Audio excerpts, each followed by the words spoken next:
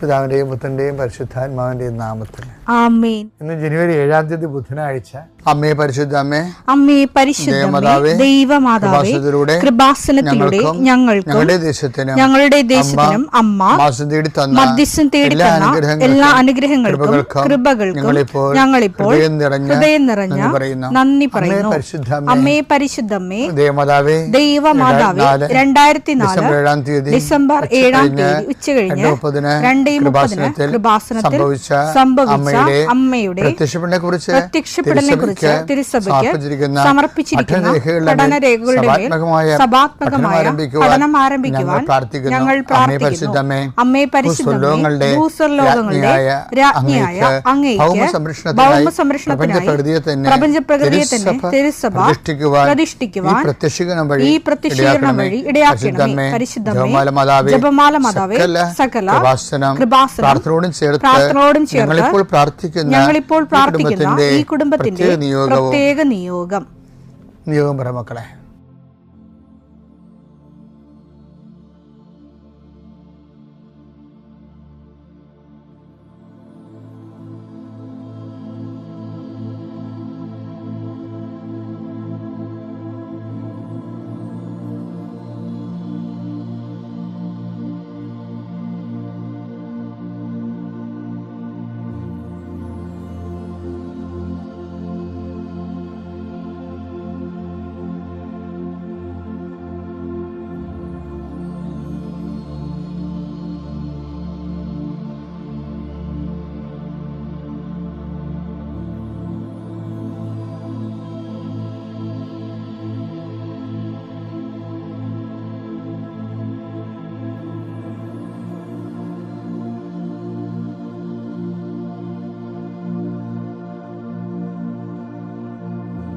അമ്മയുടെ പ്രത്യക്ഷീകരണത്തിന്റെ ഈ അനുഗ്രഹവേളയിൽ ഞങ്ങൾക്ക് സാധിച്ചു തരുവാൻ കനിയണമേ.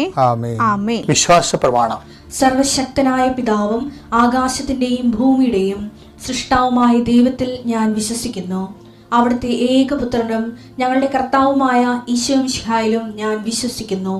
ഈ പുത്രൻ പരിശുദ്ധാത്മാവിനാൽ ഗർഭസ്ഥനായി കന്യകാമറിയത്തിൽ നിന്ന് പിറന്ന് പൊന്തിയോസ് പീലാത്തോസിന്റെ കാലത്ത് പീഡകൾ സഹിച്ച് കുരിശിൽ തറയ്ക്കപ്പെട്ട് മരിച്ച് അടക്കപ്പെട്ട് പാതാളങ്ങളിൽ ഇറങ്ങി മരിച്ചവരുടെ ഇടയിൽ നിന്ന് 3-ാം നാൾ ഉയർത്ത് സ്വർഗത്തിലേക്ക് എഴുന്നള്ളി സർവശക്തിയുള്ള പിതാവായ ദൈവത്തിന്റെ വലതുഭാഗത്തിരിക്കുന്നു.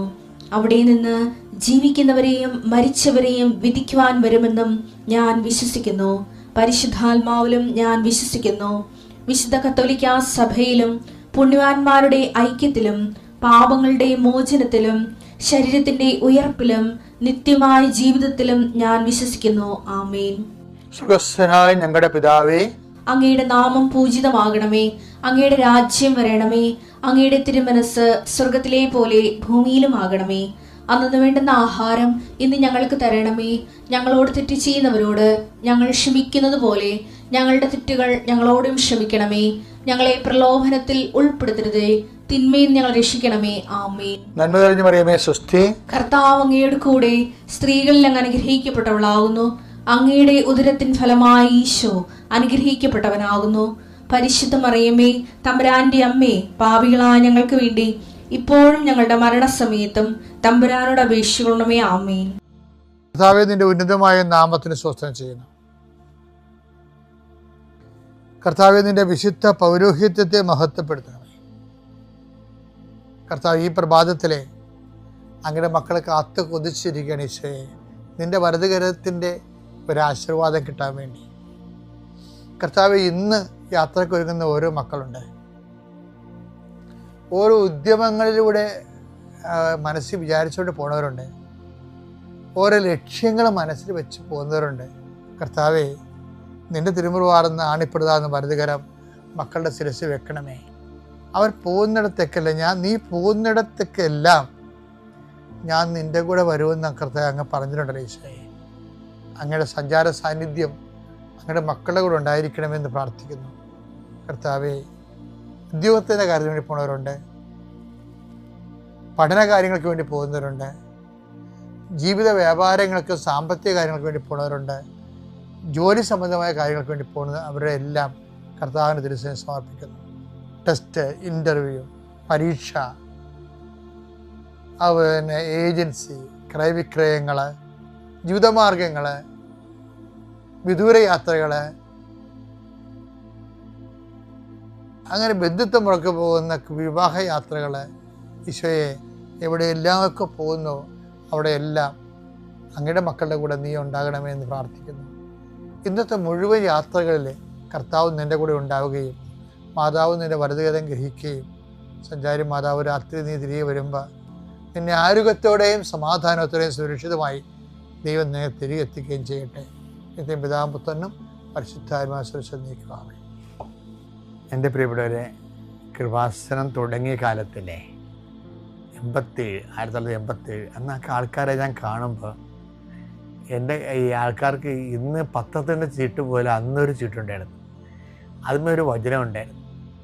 ആ വചനം ഇതാണ്. എന്താണ്? യെശയ്യാ 50:4. പരീക്ഷീണന് ആശ്വാസം നൽകുന്ന വാക്ക്, പരീക്ഷീണന് ആശ്വാസം നൽകുന്ന വാക്ക്, ദൈവമായ കർത്താവ് എന്നെ ശിഷ്യനെ എന്നതുപോലെ അഭ്യസിപ്പിച്ചു. അതായത് ഈ ആൾക്കാർക്ക് നമ്മൾക്ക് വാക്കുകൾ കൊടുക്കുമ്പോൾ അവർക്ക് ആശ്വാസം കിട്ടും. വാക്കിന് അങ്ങനെ ഒരു ഗുണമുണ്ട്. കർത്താവിൻ്റെ വാക്കിന് ഒരു ഗുണമുള്ളതെന്ന് വെച്ച് കഴിഞ്ഞാൽ അത് കേൾക്കുന്നവന് ആശ്വാസം കിട്ടും. അപ്പോൾ വാക്കിലൂടെയാണ് ആശ്വാസം വരേണ്ടത്. ഇപ്പം അധ്വാനിക്കുന്നവരും ഭാരം വഹിക്കുന്നവരും, ഇപ്പം നമ്മൾ ഇന്നലെ കണ്ടില്ലേ, അധ്വാനിക്കുന്നവരും ഭാരം വഹിക്കുന്നവരും എൻ്റെ അടുക്കൽ വരിക, ഞാൻ നിങ്ങളെ ആശ്വസിപ്പിക്കാം. എന്നിട്ട് ഈശോ എന്താ പറഞ്ഞത്? എങ്ങനെ ആശ്വസിപ്പിക്കണത്? മത്തായി 11:29.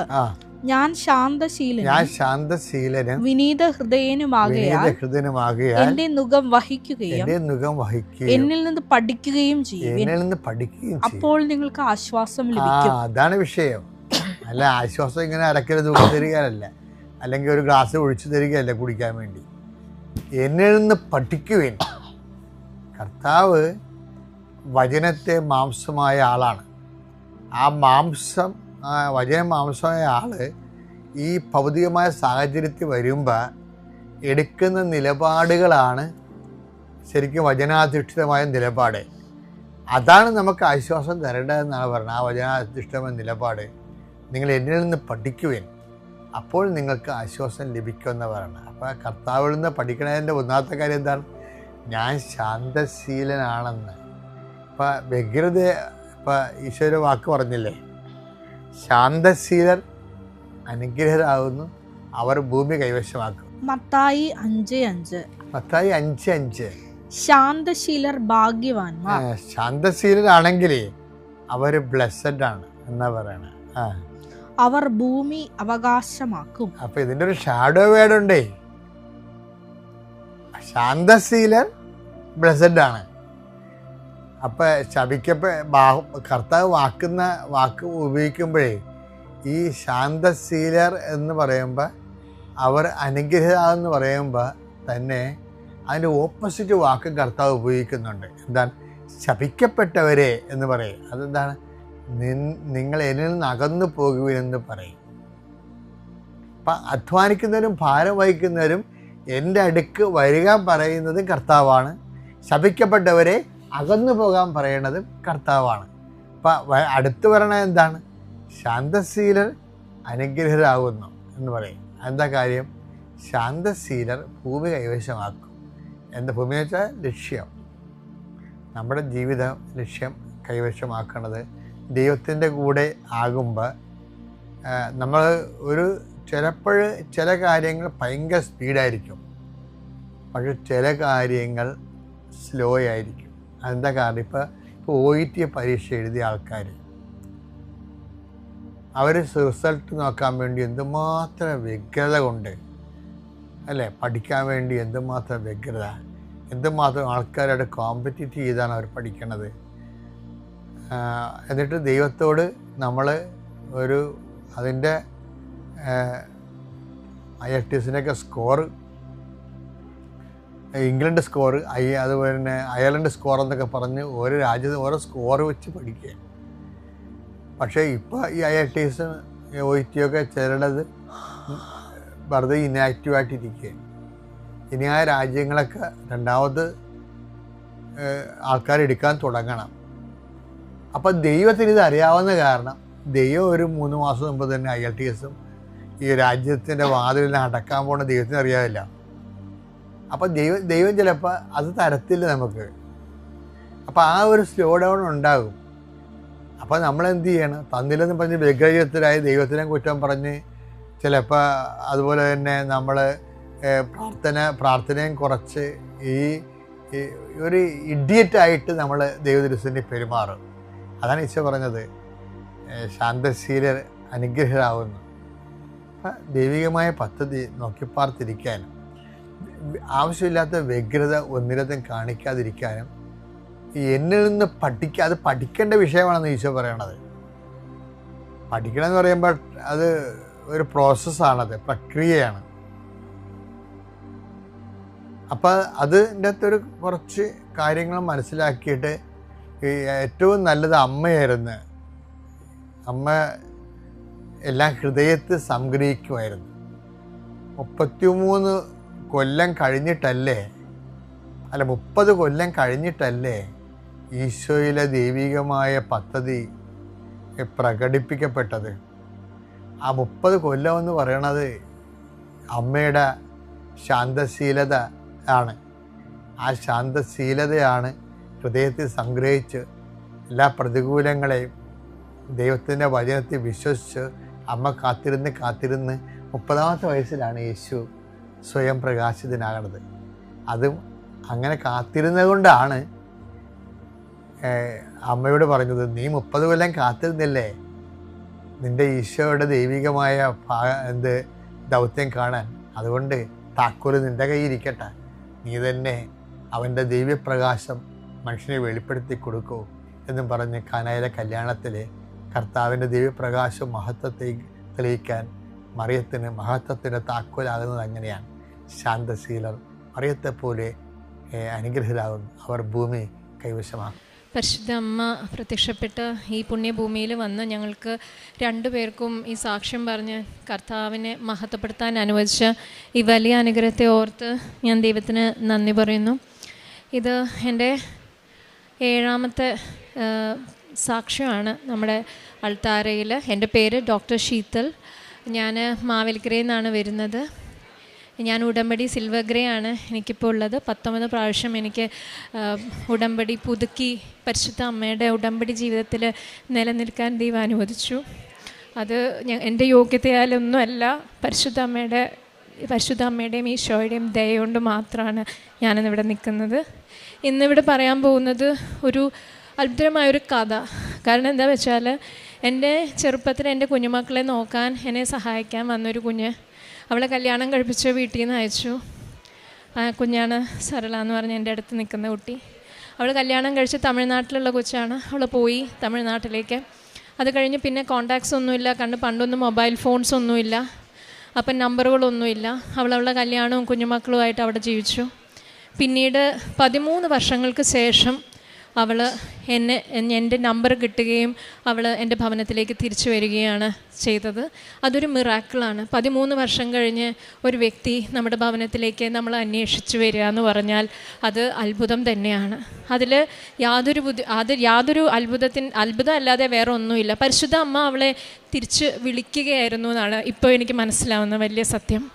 അവൾ വന്നു, അവൾ എന്നോട് പറഞ്ഞു അവളുടെ മകന് വയ്യാതെ ആയിരിക്കുമായിരുന്നു, യൂറിനറി ബ്ലാഡർ സിസ്റ്റ് ആയിരുന്നു. അത് സർജറി കഴിഞ്ഞു. അത് കഴിഞ്ഞ് അവൾ എന്നോട് പറഞ്ഞു, ചേച്ചി എനിക്ക് 1 മാസം ചേച്ചിയുടെ അടുത്ത് വന്നൊന്ന് നിൽക്കണം. അവളുടെ ബുദ്ധിമുട്ടുകളോ അവളുടെ പ്രശ്നങ്ങളോ ഒന്നും എന്നോട് അവൾ പറഞ്ഞിട്ടുണ്ടായിരുന്നില്ല. അപ്പം ഇത്രയും 13 വർഷം കഴിഞ്ഞൊരു കുഞ്ഞ് നമ്മളെ വിളിച്ച് നമ്മുടെ കൂടെ വരിക, നമ്മളുടെ അടുത്ത് വന്ന് നിൽക്കാനെന്ന് പറയുമ്പോൾ അത് എൻ്റെ ജീവിതത്തിൽ വലിയ അനുഗ്രഹമായിരുന്നു. കാരണം എൻ്റെ ഡാഡിയും മമ്മിയൊക്കെ മരിച്ചു പോയിരുന്നു. മമ്മിയുടെ ഒപ്പമായിരുന്നു അതിനുശേഷം അവൾ നിന്നിരുന്നത്. അമ്മ മരിച്ചു പോയപ്പോഴും അവൾക്ക് അറിഞ്ഞുകൂടായിരുന്നു, ബിക്കോസ് ഇൻഫർമേഷൻസ് ഒന്നുമില്ല, ന്യൂസ് അവിടെ അവർക്ക് എത്തിപ്പെടാനോ അറിയാനോ ഒന്നും ഒരു വഴിയില്ല. അപ്പോൾ എനിക്ക് തോന്നുന്നു അന്ന് പഠിപ്പിച്ച ജപമാല പ്രാർത്ഥന അവളുടെ കരങ്ങളിൽ അതായിരുന്നു അവളുടെ സേവിങ്സ് ബാങ്ക് അക്കൗണ്ട്, എൻ്റെ അമ്മ പഠിപ്പിച്ച ജപമാല. അപ്പോൾ ആ ജപമാല മണികൾ അവൾക്ക് സേവിങ്സ് ബാങ്ക് അക്കൗണ്ടായി. അവൾ തിരിച്ചു വന്നു എൻ്റെ ഭവനത്തിൽ ഇങ്ങനെ അഡ്രസ്സ് കൊടുത്തപ്പം. എന്നിട്ട് 1 മാസം എൻ്റെ ഒപ്പം നിന്നു. അപ്പോൾ എൻ്റെ പ്രാർത്ഥനയിൽ, അപ്പം ഞാൻ ഉടമ്പടി ജീവിതമായിട്ട് ഞാൻ മുന്നോട്ട് പോവുകയാണ്. എൻ്റെ പ്രാർത്ഥന മുഴുവൻ അവൾ കണ്ടു. അവൾ എൻ്റെ കൂടെ ഉണ്ടായിരുന്നു. കുടുംബ പ്രാർത്ഥനയിൽ അവൾ ജപമാല മണി തുടങ്ങി. ആദ്യമായിട്ട് 13 വർഷം കഴിഞ്ഞു പോയൊരു കുഞ്ഞിന് ജപമാല മറക്കാതെ ഞങ്ങളുടെ ഒപ്പം ഇരുന്ന് ജപമാല ചെല്ലാൻ ദൈവം അനുവദിച്ചു. ഇതൊക്കെ ദൈവത്തിൻ്റെ മുമ്പിൽ അത്ഭുതമല്ലാതെ വേറെ ഒന്നും എനിക്ക് പറയാനില്ല.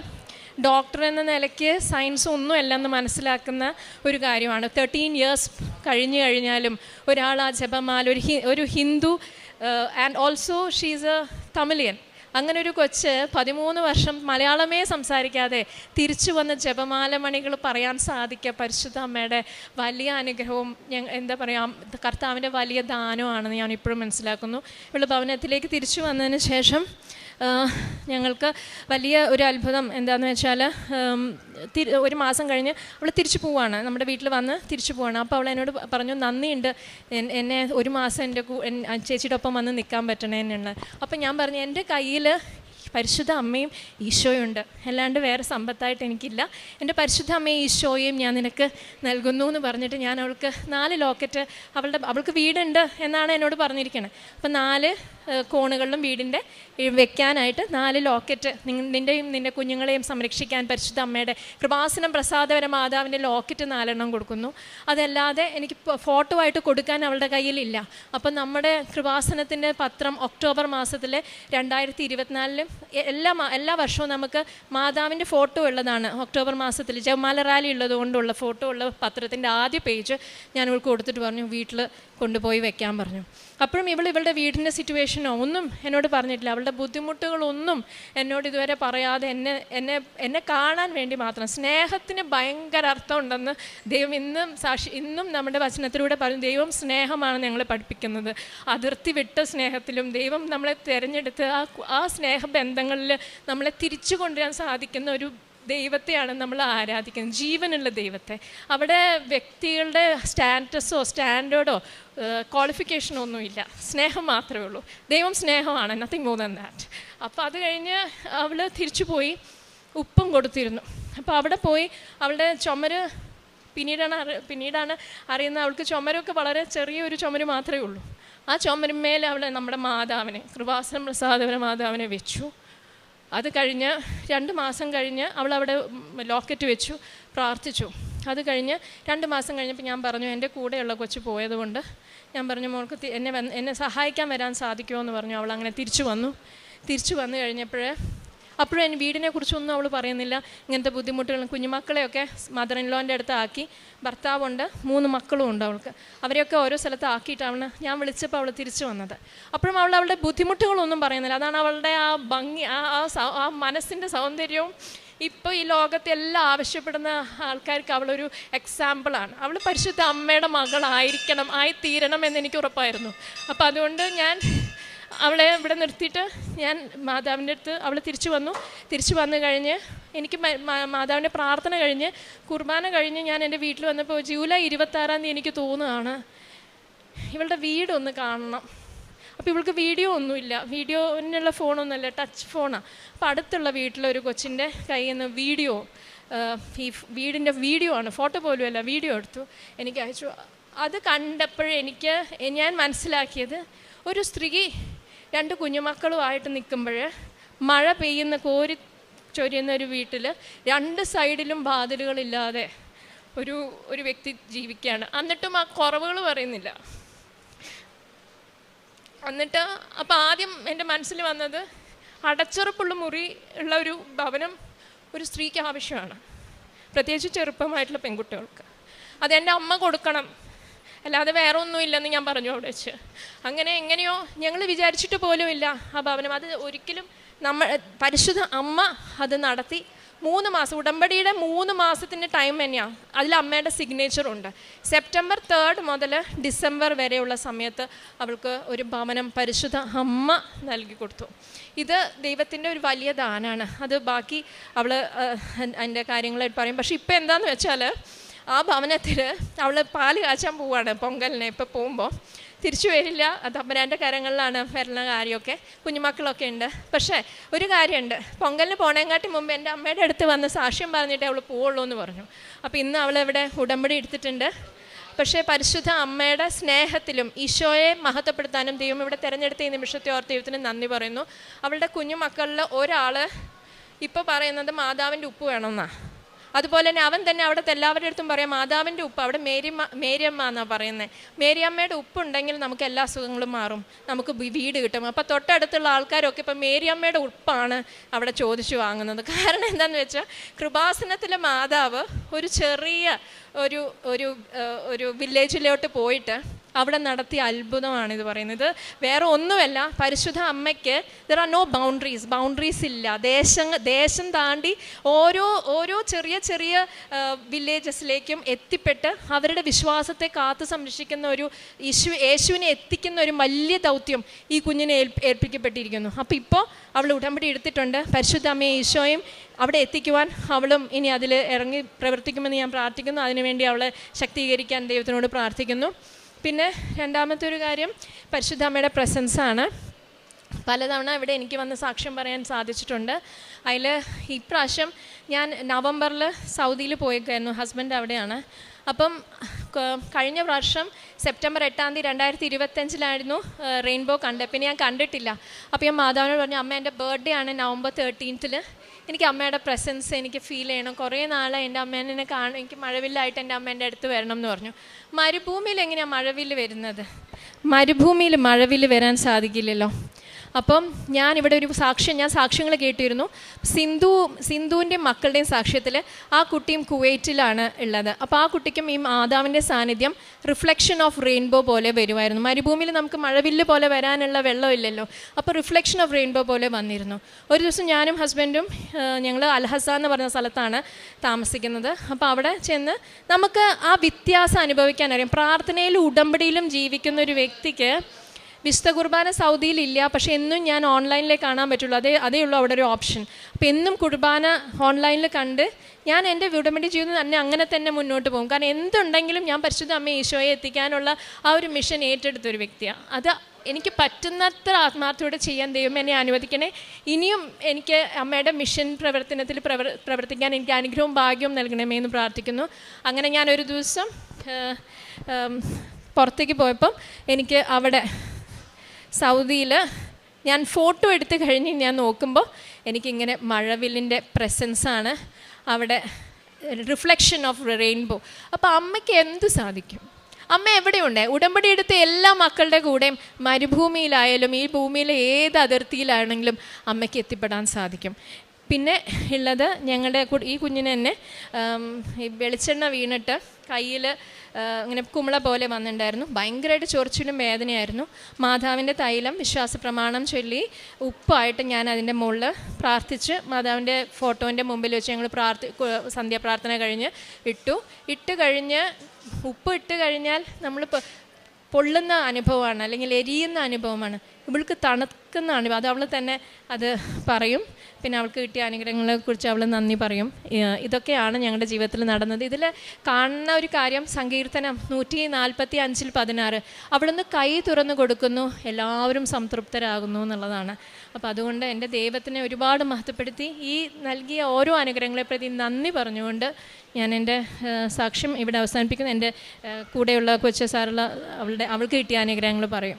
അറിയില്ല, ഞാൻ തമിഴ്നാട്ടിൽ നിന്നാണ് വന്നേക്കണത്. വീട് കിട്ടിയതിന് നന്ദി പറയാൻ വേണ്ടി വന്നതാണ് മാതാവിൻ്റെ അടുത്ത്. വീടില്ലാണ്ടിരിക്കുമ്പോൾ ഞാൻ ചേച്ചിയുടെ അടുത്തേക്ക് വന്നപ്പോൾ ചേച്ചി പറഞ്ഞു, എൻ്റെ ഏറ്റവും വലിയ ഗിഫ്റ്റാണ് എൻ്റെ അമ്മ, നിനക്ക് ഞാനത് തരുന്നു, നീ എൻ്റെ വീട്ടിൽ കൊണ്ടുപോക്കോ, ഉപ്പിടുന്നു പറഞ്ഞു.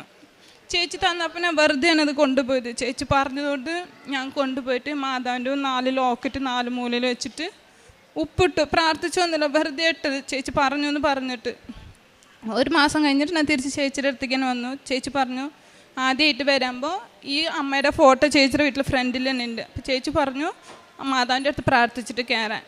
ആ പ്രാർത്ഥന എന്താണെന്ന് അറിഞ്ഞൂടെ എനിക്ക് എങ്ങനെ പറയേണ്ടതെന്ന് അറിയില്ല. അത്രയും തന്നു. ഒരു ചെറിയ വീട്ടിൽ ഞാൻ എൻ്റെ കുഞ്ഞുങ്ങളെ വെച്ച് ഞാൻ കഷ്ടപ്പെട്ടതിന് മാതാവ് ഇപ്പം എനിക്ക് ഏറ്റവും വലിയ വീട്, ഏറ്റവും വലിയ ഗിഫ്റ്റാണ് തന്നേക്കണം. അതിനെ നന്ദി പറയാൻ വേണ്ടിയിട്ടാണ് ഞാനിവിടെ വന്നത്. ഞാൻ ഉടമ്പടിനെ കുറിച്ചൊന്നും എനിക്ക് അറിയില്ലായിരുന്നു. ചേച്ചിയുടെ വീട്ടിൽ ചേച്ചി 2 പ്രാവശ്യം പ്രാർത്ഥിക്കും, കാലത്തും വൈകിട്ടും. ചേച്ചി ഓരോന്ന് പറയും എന്നോട് ഉടമ്പടിനെ കുറിച്ച്, പക്ഷെ എനിക്കൊന്നും അറിയില്ല.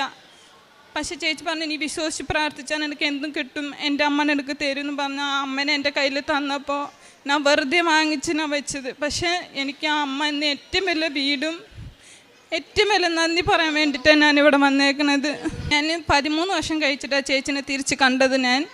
എൻ്റെ മോന് വയ്യാണ്ടായപ്പോൾ ഇവരെക്കുറിച്ച് നമ്പർ ഒന്നും കിട്ടിയില്ല എനിക്ക്. അപ്പോൾ ഞാൻ എൻ്റെ ചേച്ചിനെ വിളിച്ചപ്പോൾ എൻ്റെ ചേച്ചിയുടെ മുമ്പ് ഇവരുടെ ആൻറ്റിയുടെ നമ്പർ തന്ന് പിന്നെയാണ് ചേച്ചിയുടെ നമ്പർ എനിക്ക് തന്നത്. അങ്ങനെ എനിക്ക് ഒരുപാട് നന്ദി എൻ്റെ മാതാവിൻ്റെ അടുത്ത്. 13 വർഷം കഴിച്ച് ഞാൻ തിരിച്ചിവിടെ വന്ന് 13 വർഷം ഞാൻ കഷ്ടപ്പെട്ടതിന് മാതാവ് എനിക്ക് ഈ 2025 തന്ന ഏറ്റവും വലിയ ഗിഫ്റ്റാണ് എൻ്റെ വീട്. എൻ്റെ കൈ കൊപ്പിൽ ഇതായപ്പോൾ ഭയങ്കരമായിട്ട് ചോറിഞ്ഞോണ്ടിരിക്കുകയാണ്. ചേച്ചി ഞാൻ പ്രാർത്ഥിക്കും. അപ്പം ഞാൻ ചോറിഞ്ഞോണ്ടിരിക്കുമ്പോൾ ചേച്ചി ചോദിച്ചു, എന്താണ് ഈ ചോറിഞ്ഞോണ്ടിരിക്കുന്നത്? അപ്പം ഞാൻ പറഞ്ഞു, ഇങ്ങനെ ആയി ചേച്ചിന്ന്. ഉപ്പിട്ടിട്ട് ചേച്ചി മാതാവിൻ്റെ എന്നെ ഉപ്പിട്ട് തന്നിട്ട് ഞാൻ ഇരുന്നപ്പോൾ ചേച്ചിയൊക്കെ എന്താണ് എനിക്ക് ഒന്നില്ലെന്ന് പറഞ്ഞപ്പോൾ എൻ്റെ കൈ തണുത്ത പോയിരുന്നത്. എനിക്ക് എങ്ങനെയാണ് പറയേണ്ടതെന്ന് എനിക്കറിയില്ല. പക്ഷേ ഈ മാതാവിന് ഒരുപാട് നന്ദിയുണ്ട്.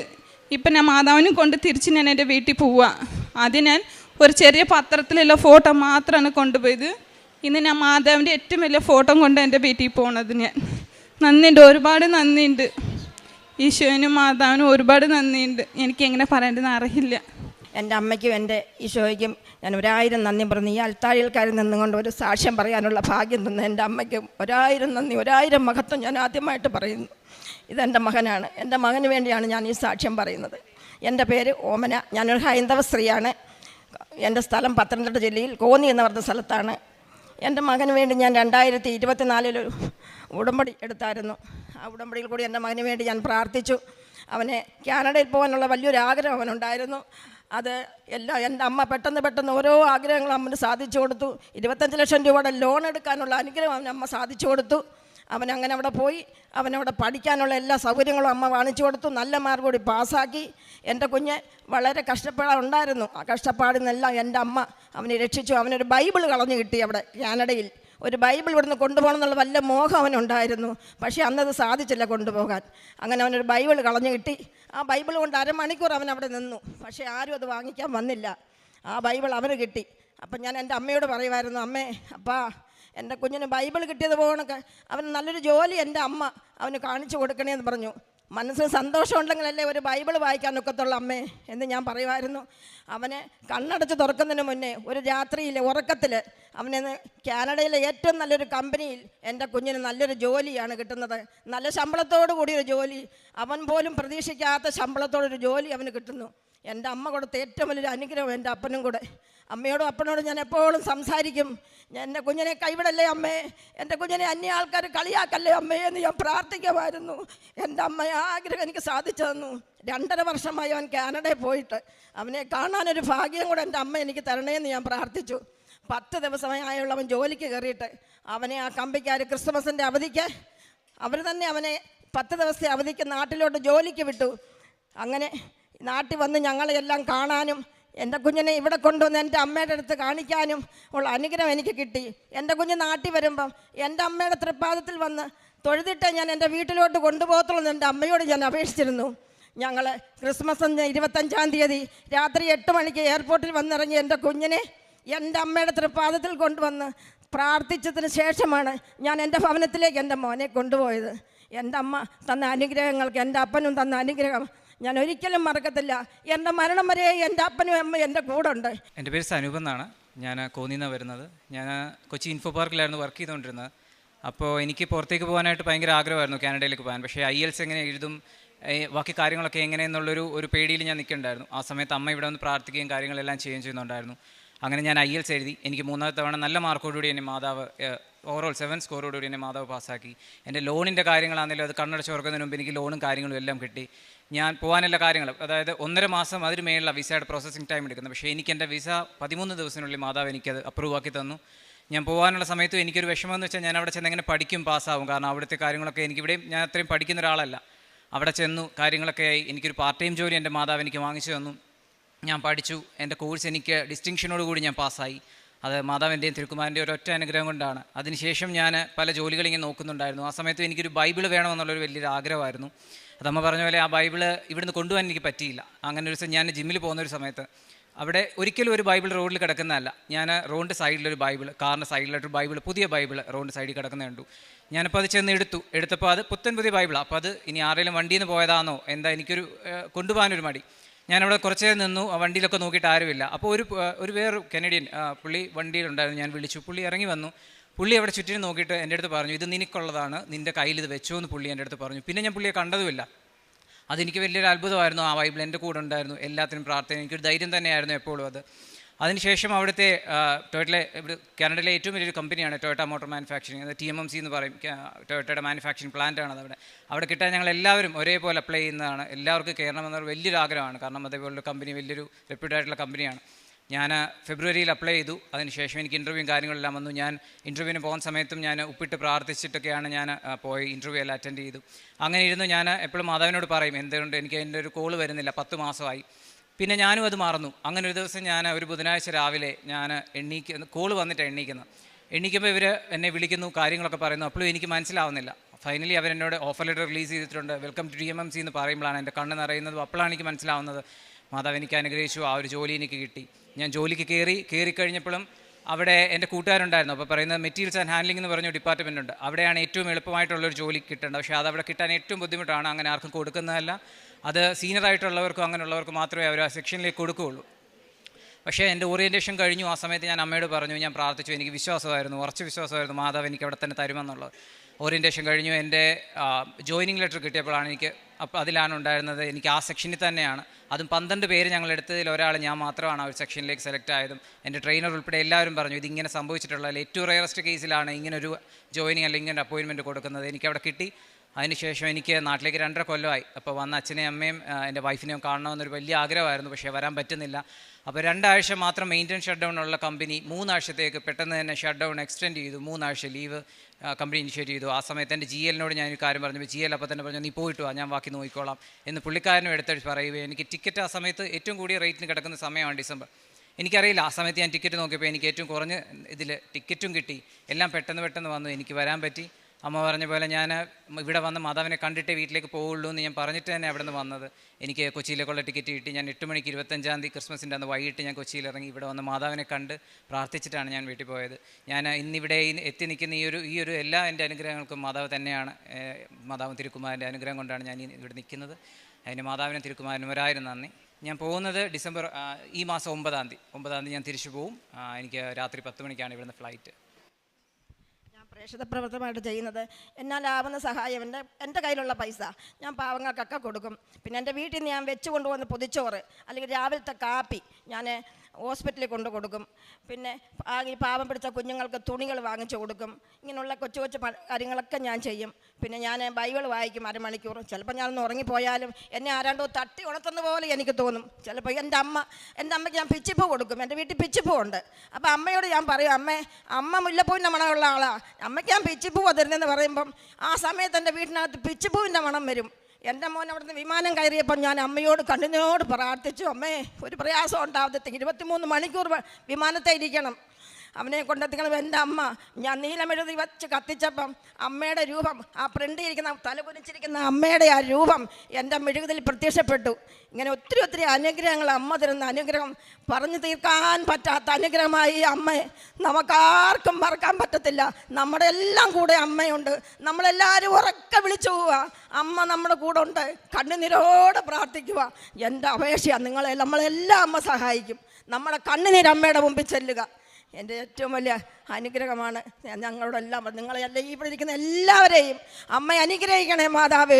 അവരുടെ എല്ലാം പ്രയാസങ്ങൾ എൻ്റെ അമ്മ സാധിച്ചു കൊടുക്കണേ. ഞാൻ പ്രാർത്ഥിക്കുമ്പം എല്ലാവർക്കും വേണ്ടി ഞാൻ പ്രാർത്ഥിക്കും. രോഗികൾക്ക് വേണ്ടി, കഷ്ടപ്പെടുന്നവർക്ക് വേണ്ടി, വീടില്ലാത്തവർക്ക്, കല്യാണം നടക്കാത്ത കുഞ്ഞുങ്ങൾക്ക്, പിന്നെ അച്ഛനും അമ്മയും നോക്കാത്ത മാതാപിതാക്കൾ എത്രയോ എണ്ണം, അവർക്കൊക്കെ വേണ്ടി ഞാൻ പ്രാർത്ഥിക്കും. എൻ്റെ പ്രാർത്ഥന, എൻ്റെ ഉടമ്പടിയിൽ ഒരു നിയോഗം അതാ ഞാൻ വെച്ചേക്കുന്നത്. എൻ്റെ 6ാമത്തെ നിയോഗം അതാ ഞാൻ വെച്ചേക്കുന്നത്, പാവങ്ങൾക്ക് വേണ്ടി. മാതാവിനും തിരുക്കുമാരനും 1000 നന്ദി.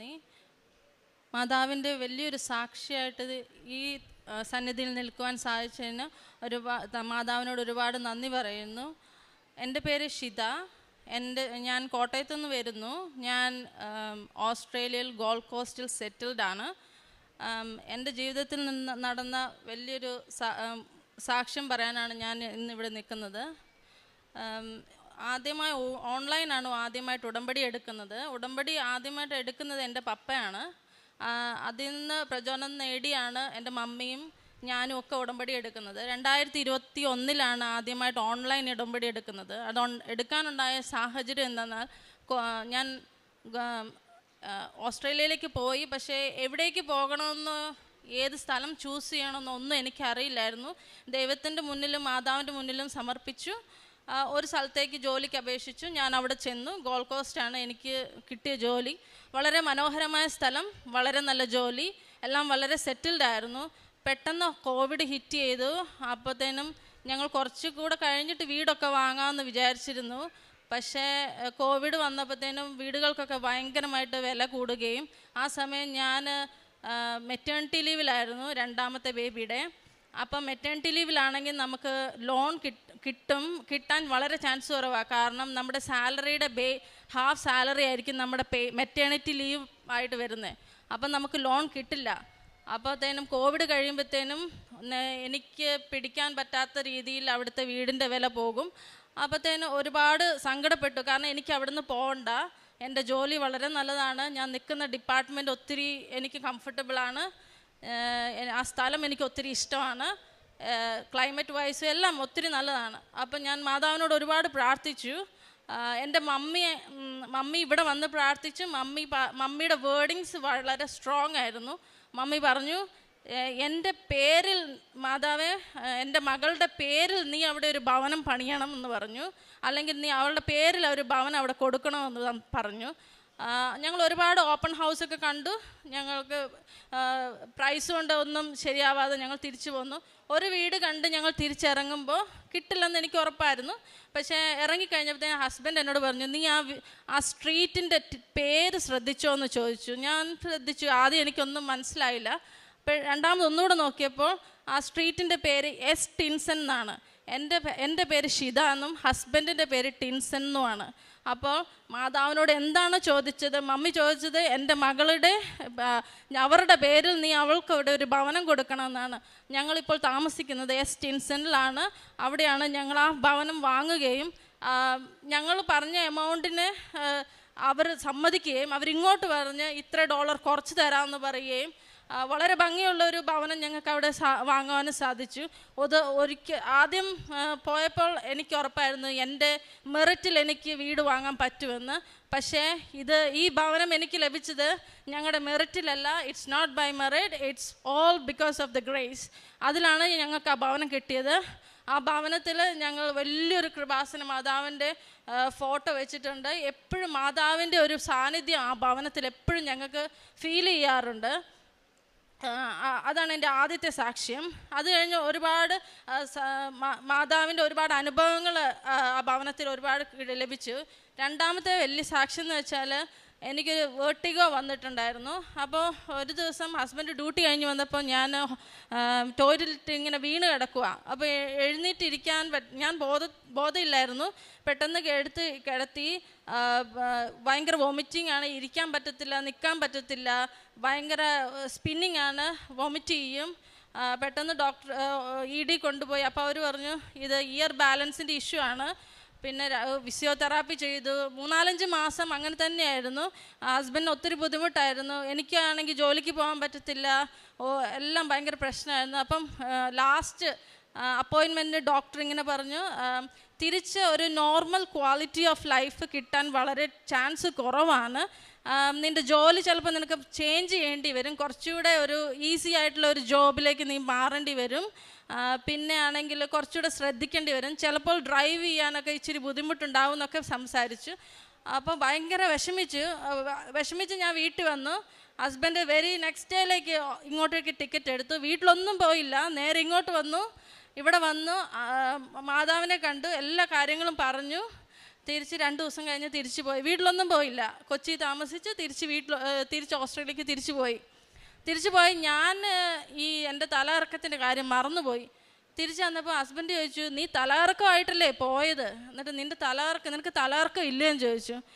അപ്പം ഞാൻ പറഞ്ഞു, അയ്യോ അത് പോയി എന്ന് തോന്നുന്നു പറഞ്ഞു. അങ്ങനെ അതിൽ പിന്നെ എനിക്ക് ഇതുവരെ ഒരു തലകറക്കം ഒന്നും ഉണ്ടായിട്ടില്ല.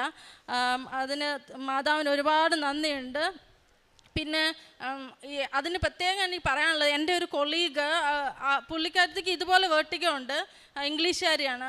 പുള്ളിക്കാരത്തി എന്തൊക്കെയോ ട്രീറ്റ്മെൻറ്റ്സ് ആണ് ചെയ്യുന്നത്, വലിയ ട്രീറ്റ്മെൻറ്റ്സ്, ഒത്തിരി ഹോസ്പിറ്റൽസിൽ പോകുന്നു, ഇപ്പോഴും ട്രീറ്റ്മെൻറ്റ് ചെയ്തുകൊണ്ടിരിക്കുകയാണ്. അപ്പോൾ പുള്ളിക്കാരത്തി അനുഭവിക്കുന്ന വിഷമങ്ങൾ കാണുമ്പോൾ ഓരോ നിമിഷം ഞാൻ പ്രാർത്ഥിക്കും അവർക്ക് വേണ്ടി. ആ വിഷമം കാണുമ്പോൾ ഞാൻ ആലോചിക്കും, മാതാവ് എന്തൊരു വലിയ അനുഗ്രഹമാണ് എനിക്ക് തന്നത്.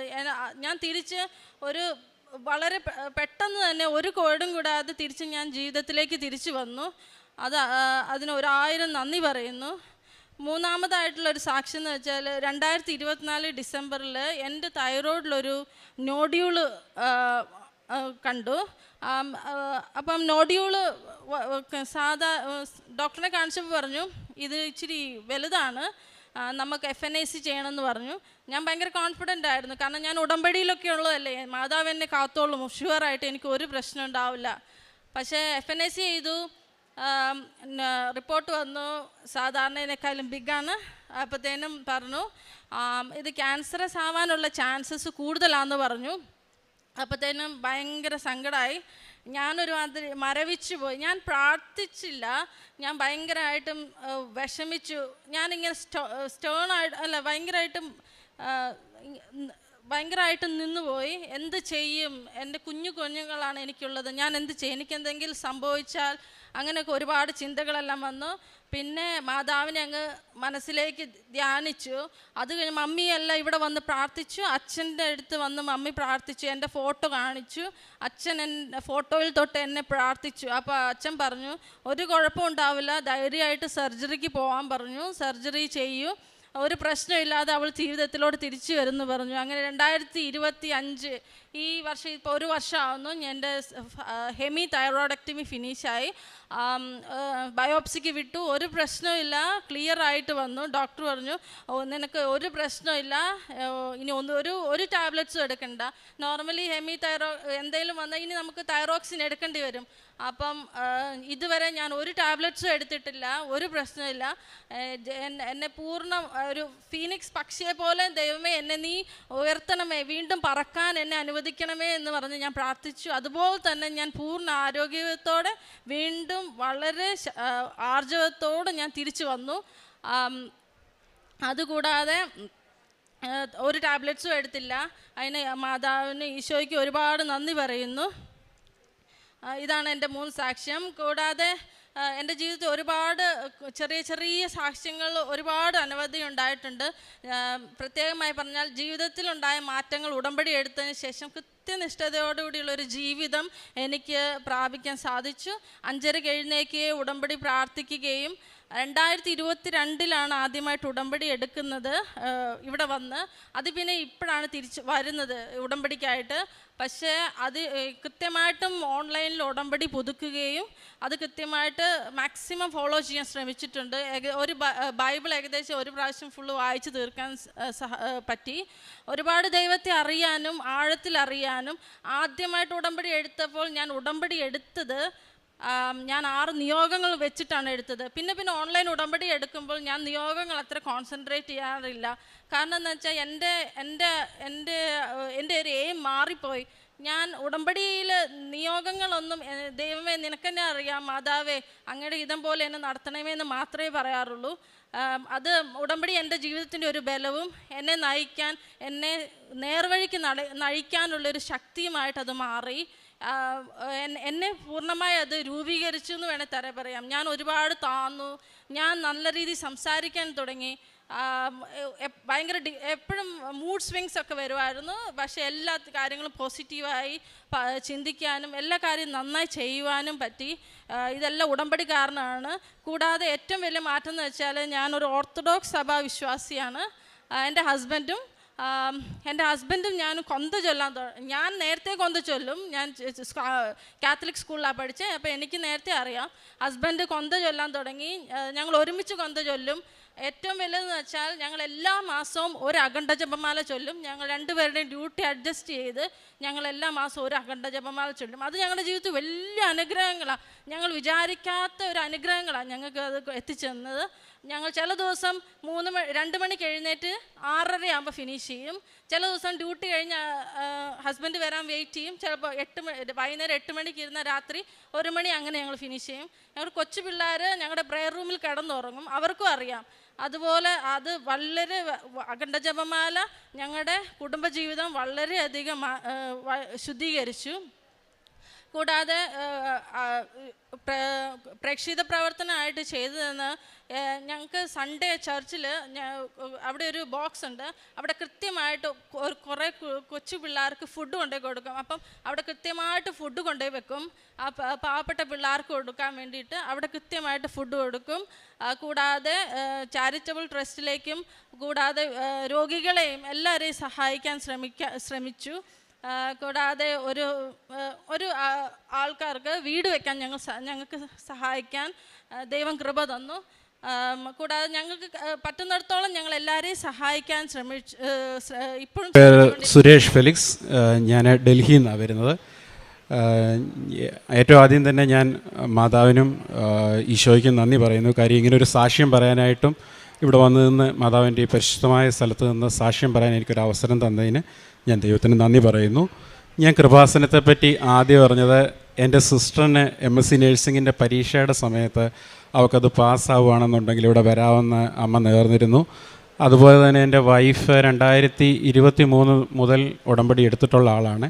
എങ്കിലും എനിക്ക് അതിനകത്ത് അങ്ങനെ വലിയൊരു വിശ്വാസമൊന്നും ഇല്ലായിരുന്നു. കാരണം എന്താണെന്ന് ചോദിച്ചാൽ ഞാൻ യേശുവിനോട് പ്രാർത്ഥിക്കുമായിരുന്നു. എൻ്റെ അത്യാവശ്യ കാര്യങ്ങളൊക്കെ എപ്പോഴും നടന്നു പോകും. അപ്പോൾ അതിന് പ്രത്യേകിച്ച് ഇനിയിപ്പോൾ അങ്ങനെ ഒരു പ്രത്യേക ഒരു ഉടമ്പടിയുടെ ആവശ്യമുണ്ടോ എന്നൊരു സംശയത്തിൽ ഞാനങ്ങനെ അതിന് വലിയൊരു ഇതൊന്നും കൊടുക്കാതെ അങ്ങനെ മുന്നോട്ട് പോകുമായിരുന്നു. അപ്പോൾ ദൈവാനുഗ്രഹത്തിന് ഞാൻ പലപ്പോഴും പഠിക്കുന്ന സമയത്തും ഒക്കെ എൻ്റെ മെറിറ്റ് അല്ലായിരുന്നിട്ടും എനിക്ക് ദൈവത്തിൻ്റെ ഒരു ഗ്രേസ് കൊണ്ട് അതുകൊണ്ട് യേശുവിനോട് പ്രാർത്ഥിക്കുന്ന ഒരു സമയത്ത് എനിക്ക് എല്ലാ കോഴ്സുകളാണെങ്കിലും അതുപോലെ തന്നെ ജോലി എല്ലാ കാര്യങ്ങൾക്കും എനിക്ക് നല്ല രീതിയിൽ നടന്നുപോയി. ഒരിക്കലും എൻ്റെ മെറിറ്റ് അല്ലായിരുന്നു, എല്ലാം ദൈവത്തിൻ്റെ ഒരു ഗ്രേസ് ആയിരുന്നു. അങ്ങനെ എനിക്ക് 2 പോസ്റ്റ് ഗ്രാജുവേഷനും ലോയും ഒക്കെ എടുക്കാനായിട്ട് സാധിച്ചു. എങ്കിലും എൻ്റെ ഏറ്റവും വലിയൊരു ആഗ്രഹം എന്ന് പറയുന്നത് എനിക്കൊരു ഗവൺമെൻറ് ജോലി കിട്ടണമെന്ന് തന്നെയായിരുന്നു. ഒരു സെൻട്രൽ ഗവൺമെൻറ് ജോലിയാണെങ്കിൽ അത്രയും നല്ലത്. കേരളത്തിൽ പല സ്ഥാപനങ്ങളിലും ഞാൻ ഗവൺമെൻറ് ജോലിക്ക് അപേക്ഷിച്ചു. പക്ഷേ അപ്പോൾ ഒന്നും എനിക്ക് കിട്ടിയില്ല. ഞാനൊരു 7ഓളം പ്രൈവറ്റ് കമ്പനികൾ 6-7 പ്രൈവറ്റ് കമ്പനികളിൽ ജോലി ചെയ്തു. വിവിധ തസ്തികകളിൽ അഡ്മിനിസ്ട്രേഷൻ, HR, ലീഗൽ എല്ലാ വകുപ്പുകളിലും ഞാൻ ചെയ്തിട്ടുണ്ട്. പക്ഷേ എന്നാലും എനിക്കൊരു ഗവൺമെൻറ് ജോലി അപ്പോൾ ഒന്നും കിട്ടിയിരുന്നില്ല. പിന്നെ ഞാൻ ആ കിട്ടുന്നതനുസരിച്ച് അങ്ങ് പോയി. എന്തായാലും എൻ്റെ പഠിത്തവും കാര്യങ്ങളും നടക്കുന്നുണ്ട്, എനിക്ക് മാന്യമായൊരു ശമ്പളമുണ്ട്. അപ്പോൾ പിന്നെ ഓക്കെ അങ്ങനെ അങ്ങ് പൊക്കോട്ടെന്ന് ഓർത്തു. എങ്കിലും ഞാൻ എൻ്റെ ആഗ്രഹം വിട്ടില്ല, അങ്ങനെ തന്നെ പോയി. അങ്ങനെ ഇരിക്കെ കേന്ദ്ര സർക്കാരിൻ്റെ ഒരു ഏവിയേഷൻ മിനിസ്ട്രിയുടെ ഒരു പ്രോജക്റ്റ് വന്നു. അത് കോൺട്രാക്ട് ബേസിസിലായിരുന്നു. ആ പ്രോജക്റ്റ് ഞാൻ അപ്ലൈ ചെയ്തു. അപ്പോൾ എനിക്ക് അതിനകത്തൊരു 2 വർഷത്തെ കോൺട്രാക്റ്റിനൊരു ജോലി ലഭിക്കുകയും ചെയ്തു. അപ്പോൾ അത് ലഭിച്ചതിന് ശേഷമാണ് എനിക്ക് മനസ്സിലായത് അവിടെയും ഫ്യൂച്ചറിൽ ഭാഗ്യമുണ്ടെങ്കിൽ ഒരു പക്ഷേ ഒരു പെർമനൻറ്റ് ജോലിയൊക്കെ കിട്ടാൻ എന്തെങ്കിലും നോട്ടിഫിക്കേഷൻ ഇട്ട് കഴിഞ്ഞാൽ ഗവൺമെൻറ് തോന്നിക്കഴിഞ്ഞാൽ ഇട്ട് കഴിഞ്ഞാൽ ആ പ്രോജക്റ്റ് നമുക്കത് അബ്സോർവ് ചെയ്ത് എടുക്കാവുന്നതേ ഉള്ളൂ. അങ്ങനെ ഒരു പോസിബിലിറ്റി അതിനകത്തുണ്ടായിരുന്നു. അപ്പോൾ ഞാൻ പല പ്രാവശ്യം അത് പ്രാർത്ഥിച്ചു. ഞാൻ പല അവസരങ്ങളിലും പല ഹയർ പോസ്റ്റൊക്കെ വന്നപ്പോൾ ഞാൻ അപേക്ഷിച്ചിട്ടും അപ്പോഴെല്ലാം ഞാൻ റിജക്റ്റ് ചെയ്ത് പോകുമായിരുന്നു. അപ്പോൾ സ്വാഭാവികമായിട്ടും എനിക്കൊരു ബുദ്ധിമുട്ട് വന്നു. കാര്യം എന്താണെന്ന് വെച്ചാൽ ഞാൻ ആഗ്രഹിച്ച ഒരു പോസ്റ്റിൽ കോൺട്രാക്റ്റ് വന്നിരിക്കുന്നുണ്ട്. ഞാൻ ഇങ്ങനെ അങ്ങ് പോയി കഴിഞ്ഞാൽ 60 വയസ്സ് വരെ അങ്ങ് പോകാൻ, പെൻഷനൊന്നും കാണത്തില്ല, ഒരു സ്റ്റാൻഡേർഡ് സ്കെയിൽ പേ കിട്ടും, അത്ര മാത്രമേ ഉള്ളൂ. പക്ഷേ ഇത്ര അടുത്ത് വന്നു ഇങ്ങനൊരു അവസരമൊക്കെ ദൈവം തന്നു. എന്നിട്ടും എന്തുകൊണ്ട് നമുക്കതൊരു പെർമനൻ്റായിട്ട് കിട്ടുന്നില്ല? അപ്പോൾ പലപ്പോഴും ഏവിയേഷൻ ഇൻഡസ്ട്രി എക്സ്പീരിയൻസ് ഇല്ലാത്തതുകൊണ്ടും 10-17 വർഷം പ്രൈവറ്റിലായിരുന്നതുകൊണ്ടും അവർക്കൊരിക്കലും അത് കൺസിഡർ ചെയ്യാനായിട്ട് പറ്റത്തില്ല. കാരണം അറിയാമല്ലോ, ഗവൺമെൻറ് പ്രോസസ്സ് എന്ന് പറഞ്ഞു കഴിഞ്ഞാൽ ഒരാൾ അകത്ത് വർക്ക് ചെയ്യുന്നു എന്ന് പറഞ്ഞൊന്നും അയാൾക്ക് കിട്ടത്തില്ല. ഓൾ ഇന്ത്യ നോട്ടിഫിക്കേഷനാണ്, അതിനനുസരിച്ച് നമ്മൾ അപ്ലൈ ചെയ്യണം, ഇൻ്റർവ്യൂ അറ്റൻഡ് ചെയ്യണം, ഈ കാര്യങ്ങളെല്ലാം പ്രോസസ്സിൽ കൂടെ പോകണം. അപ്പോൾ അവിടെ അകത്ത് വർക്ക് ചെയ്യുന്നു എന്നുള്ളതൊരു സ്പെഷ്യൽ കാര്യമൊന്നുമല്ല. എങ്കിലും ഞാൻ പ്രാർത്ഥിച്ചു എൻ്റെ ആ സെയിം പോസ്റ്റിൽ തന്നെ ഒരു നോട്ടിഫിക്കേഷൻ അങ്ങനെ വരികയുണ്ടായി. പക്ഷേ ഒറ്റ വേക്കൻസി ഉള്ളപ്പം ഞാനൊരു ജനറൽ കാറ്റഗറിയാണ്, മൈനോറിറ്റി കാറ്റഗറി. അപ്പോൾ എനിക്ക് പ്രത്യേകിച്ച് റിസർവേഷനോ ഒരു കാര്യങ്ങളും ഇല്ല. പ്രത്യേകിച്ച് സൗത്ത് ഇന്ത്യനും കൂടാണ്. നോർത്ത് ഇന്ത്യയിലേക്ക് വരുമ്പോൾ ഒരു ഹയർ പോസ്റ്റുകളിലോട്ടൊക്കെ എപ്പോഴും അവർ കൂടുതലൊരു നോർത്ത് ഇന്ത്യൻസിന് തന്നെ ഒരു പ്രിഫറൻസ് വരും. അത് ഓട്ടോമാറ്റിക്കലി, കാരണം അവിടുത്തെ കൾച്ചറും കാര്യങ്ങളും ഹിന്ദിയൊക്കെ അവർക്ക് അറിയാവുന്നതുകൊണ്ട് എപ്പോഴും ഇൻ്റർവ്യൂവിൽ ഒരു പ്രിഫറൻസും അവർക്കേ വരത്തുള്ളൂ. അപ്പം എനിക്ക് കുറച്ച് ക്വാളിഫിക്കേഷൻ ഉണ്ടല്ലേ, പ്രൈവറ്റ് കുറേ എക്സ്പീരിയൻസ് ഉണ്ട് എന്ന് പറഞ്ഞതുകൊണ്ടൊന്നും അതൊരു കാരണവശാലും എനിക്കൊരു ക്വാളിഫിക്കേഷനായി മാറത്തില്ല. എന്നിരുന്നാലും ഞാൻ മാക്സിമം പ്രാർത്ഥിച്ചു. ഇൻ്റർവ്യൂ അറ്റൻഡ് ചെയ്തു, എക്സ്റ്റേണൽ ബോർഡും അതും ഇതൊക്കെയാണ്. ഇൻ്റർവ്യൂ വളരെ പ്രയാസമായിരുന്നു, എനിക്ക് കിട്ടത്തില്ല എന്നുള്ളത് ഏകദേശം എനിക്ക് അന്ന് തന്നെ ഉറപ്പായിരുന്നു. അതുപോലെ തന്നെ ഞാൻ ഏതെല്ലാം ഗവൺമെൻറ് ഓർഗനൈസേഷനിൽ വർക്ക് ചെയ്യണമെന്ന് ആഗ്രഹിച്ചോ ആ ഓർഗനൈസേഷനിൽ വർക്ക് ചെയ്യുന്ന പലരുമായിരുന്നു ഡെപ്യൂട്ടേഷനായിട്ടോ അല്ലെ ഈ പോസ്റ്റിലേക്കോ അപ്ലൈ ചെയ്തിരുന്നത്. അപ്പോൾ എനിക്ക് സ്വാഭാവികമായിട്ടും മനസ്സിലായി അവരുമായിട്ട് മത്സരിച്ച് എൻ്റെ കയ്യിലിരിക്കുന്ന ഒരു ക്വാളിഫിക്കേഷൻ വെച്ചിട്ട് എനിക്ക് കയറിപ്പോകാൻ പറ്റത്തില്ല എന്ന് എനിക്കറിയായിരുന്നു. കാരണം ഗവൺമെൻറ് എക്സ്പീരിയൻസ് വരുമ്പം എൻ്റെ കുറഞ്ഞു പോകും. എന്നാലും ഞാനത് അപ്ലൈ ചെയ്തു. ഏകദേശമൊക്കെ ഒരു മാർച്ചൊക്കെ ആകുമ്പോൾ അതിൻ്റെ റിസൾട്ട് ആകാറായി. അപ്പോൾ എനിക്ക് ഏകദേശം അറിയായിരുന്നു ഞാൻ ഇവിടുന്ന് പോകേണ്ടി വരും. കാരണം ഓട്ടോമാറ്റിക്കലി ഒരു പെർമനൻറ്റ് പോസ്റ്റിൽ ഒരാൾ വന്നു കഴിഞ്ഞാൽ ടെമ്പററി എടുത്ത ആൾ അയാളുടെ പീരീഡ് കഴിയുമ്പോൾ അയാൾ ഇറങ്ങിപ്പോകണം. അയാൾക്ക് പിന്നെ അതിനകത്ത് പ്രത്യേകിച്ച് യാതൊരുവിധ കാര്യവുമില്ല. അപ്പോൾ ആ സമയത്തും കൃപാസന ഉടമ്പടിയൊക്കെ ഇങ്ങനെ കേൾക്കുന്നുണ്ടായിരുന്നു, വൈഫും ചെയ്യുന്നുണ്ട്. അപ്പോൾ സിസ്റ്ററിൻ്റെ കാര്യവും എനിക്കറിയാം, അവളും അത് പാസ്സാകുകയും ചെയ്തു. അമ്മ എങ്ങനെ നേരത്തെ നേർന്നിട്ട് അവൾക്ക് പാസ്സായി. അപ്പോൾ വൈഫും ഒക്കെ പറയുന്നുണ്ടായിരുന്നെങ്കിൽ ഞാൻ അപ്പോഴും അത് അത്ര വലിയ കാര്യമായിട്ടൊന്നും കൊടുത്തിരുന്നില്ല. പിന്നീട് എനിക്ക് മനസ്സിലായി ഇതിപ്പോൾ ഒരിക്കലും സാധിക്കാത്ത ഒരു കാര്യമാണ്. അപ്പോൾ പിന്നെ നമ്മൾ ഒന്ന് ചെയ്താലും കുഴപ്പമൊന്നുമില്ല, എങ്കിലും പിന്നെ ഞാനതങ്ങ് വിട്ടു മാറി അങ്ങ് പോയിക്കൊണ്ടിരുന്നു. പിന്നീട് എനിക്ക് വർഷങ്ങൾക്ക് മുമ്പ് ഒരു 9 വർഷം മുമ്പ് ഒരു KSRTC ബസ്സുകൾ തമ്മിൽ കൂട്ടിയിടിച്ചപ്പോൾ ഞാൻ അതിനകത്തുണ്ടായിരുന്നു. അപ്പോൾ അന്ന് പറ്റിയ ഒരു പരിക്കിൻ്റെ ഭാഗമായിട്ട് ബ്ലാഡറിന് കുറച്ച് പ്രശ്നങ്ങളൊക്കെ ഉണ്ടായിരുന്നു. അത് വന്നു തുടങ്ങിയത് 2 വർഷം മുമ്പായിരുന്നു. 1.5 കൊല്ലം ചികിത്സയൊക്കെ ചെയ്തിട്ടും അതിനകത്ത് വലിയ വ്യത്യാസമൊന്നും ഉണ്ടായില്ല. പിന്നെ ഓപ്പറേഷൻ വേണമെന്ന് പറഞ്ഞു. അപ്പോൾ ആ ഇടയ്ക്കാണ് അവിടെ ഡൽഹിയിൽ തന്നെ പല ടോപ്പ് കാറ്റഗറി ഓഫീസേഴ്സിനൊക്കെ ഇത് ചെയ്യുന്ന നമ്മുടെ ചികിത്സ ചെയ്യുന്ന ഈ മർമ്മ ചികിത്സ ചെയ്യുന്ന ഒരാളെ പരിചയപ്പെടാനിടയായി. അതൊരു സിസ്റ്റർ വഴിയാണ് പരിചയപ്പെട്ടത്. അപ്പോൾ അദ്ദേഹം എന്നോട് പറഞ്ഞു, എന്നാൽ നമുക്ക് ഈ ചികിത്സ ചെയ്യാം, അതിന് കുഴപ്പമൊന്നുമില്ല, അത് ചെയ്ത് കഴിഞ്ഞാൽ ചിലപ്പോൾ ബ്ലാഡർ അങ്ങ് ശരിയായേക്കും.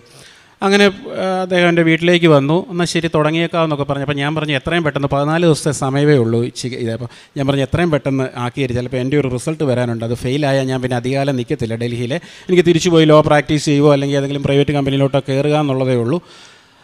അന്ന് പറഞ്ഞപ്പോൾ അയാൾ 1 മിനിറ്റ് പറഞ്ഞു, ഏതായാലും നിങ്ങൾ വീട്ടിലോട്ട് വന്ന് പറഞ്ഞ് എൻ്റെ വീട്ടിലോട്ട് അയാൾ കയറി വന്നു. വീട്ടിൽ കയറി വന്നിട്ട് അയാൾ മൊത്തത്തിലൊന്ന് നോക്കിയിട്ട് പറഞ്ഞു, നിങ്ങളങ്ങനെ അപേക്ഷിച്ചേക്കുക അല്ലേ, അതായത് ഇതൊക്കെ ശരി, ഇവിടെ എന്തോ ഒരു പ്രാർത്ഥനയുടെ കുറവ് നിങ്ങളുടെ ഭാഗത്തുനിന്ന് തോന്നുന്നുണ്ട്.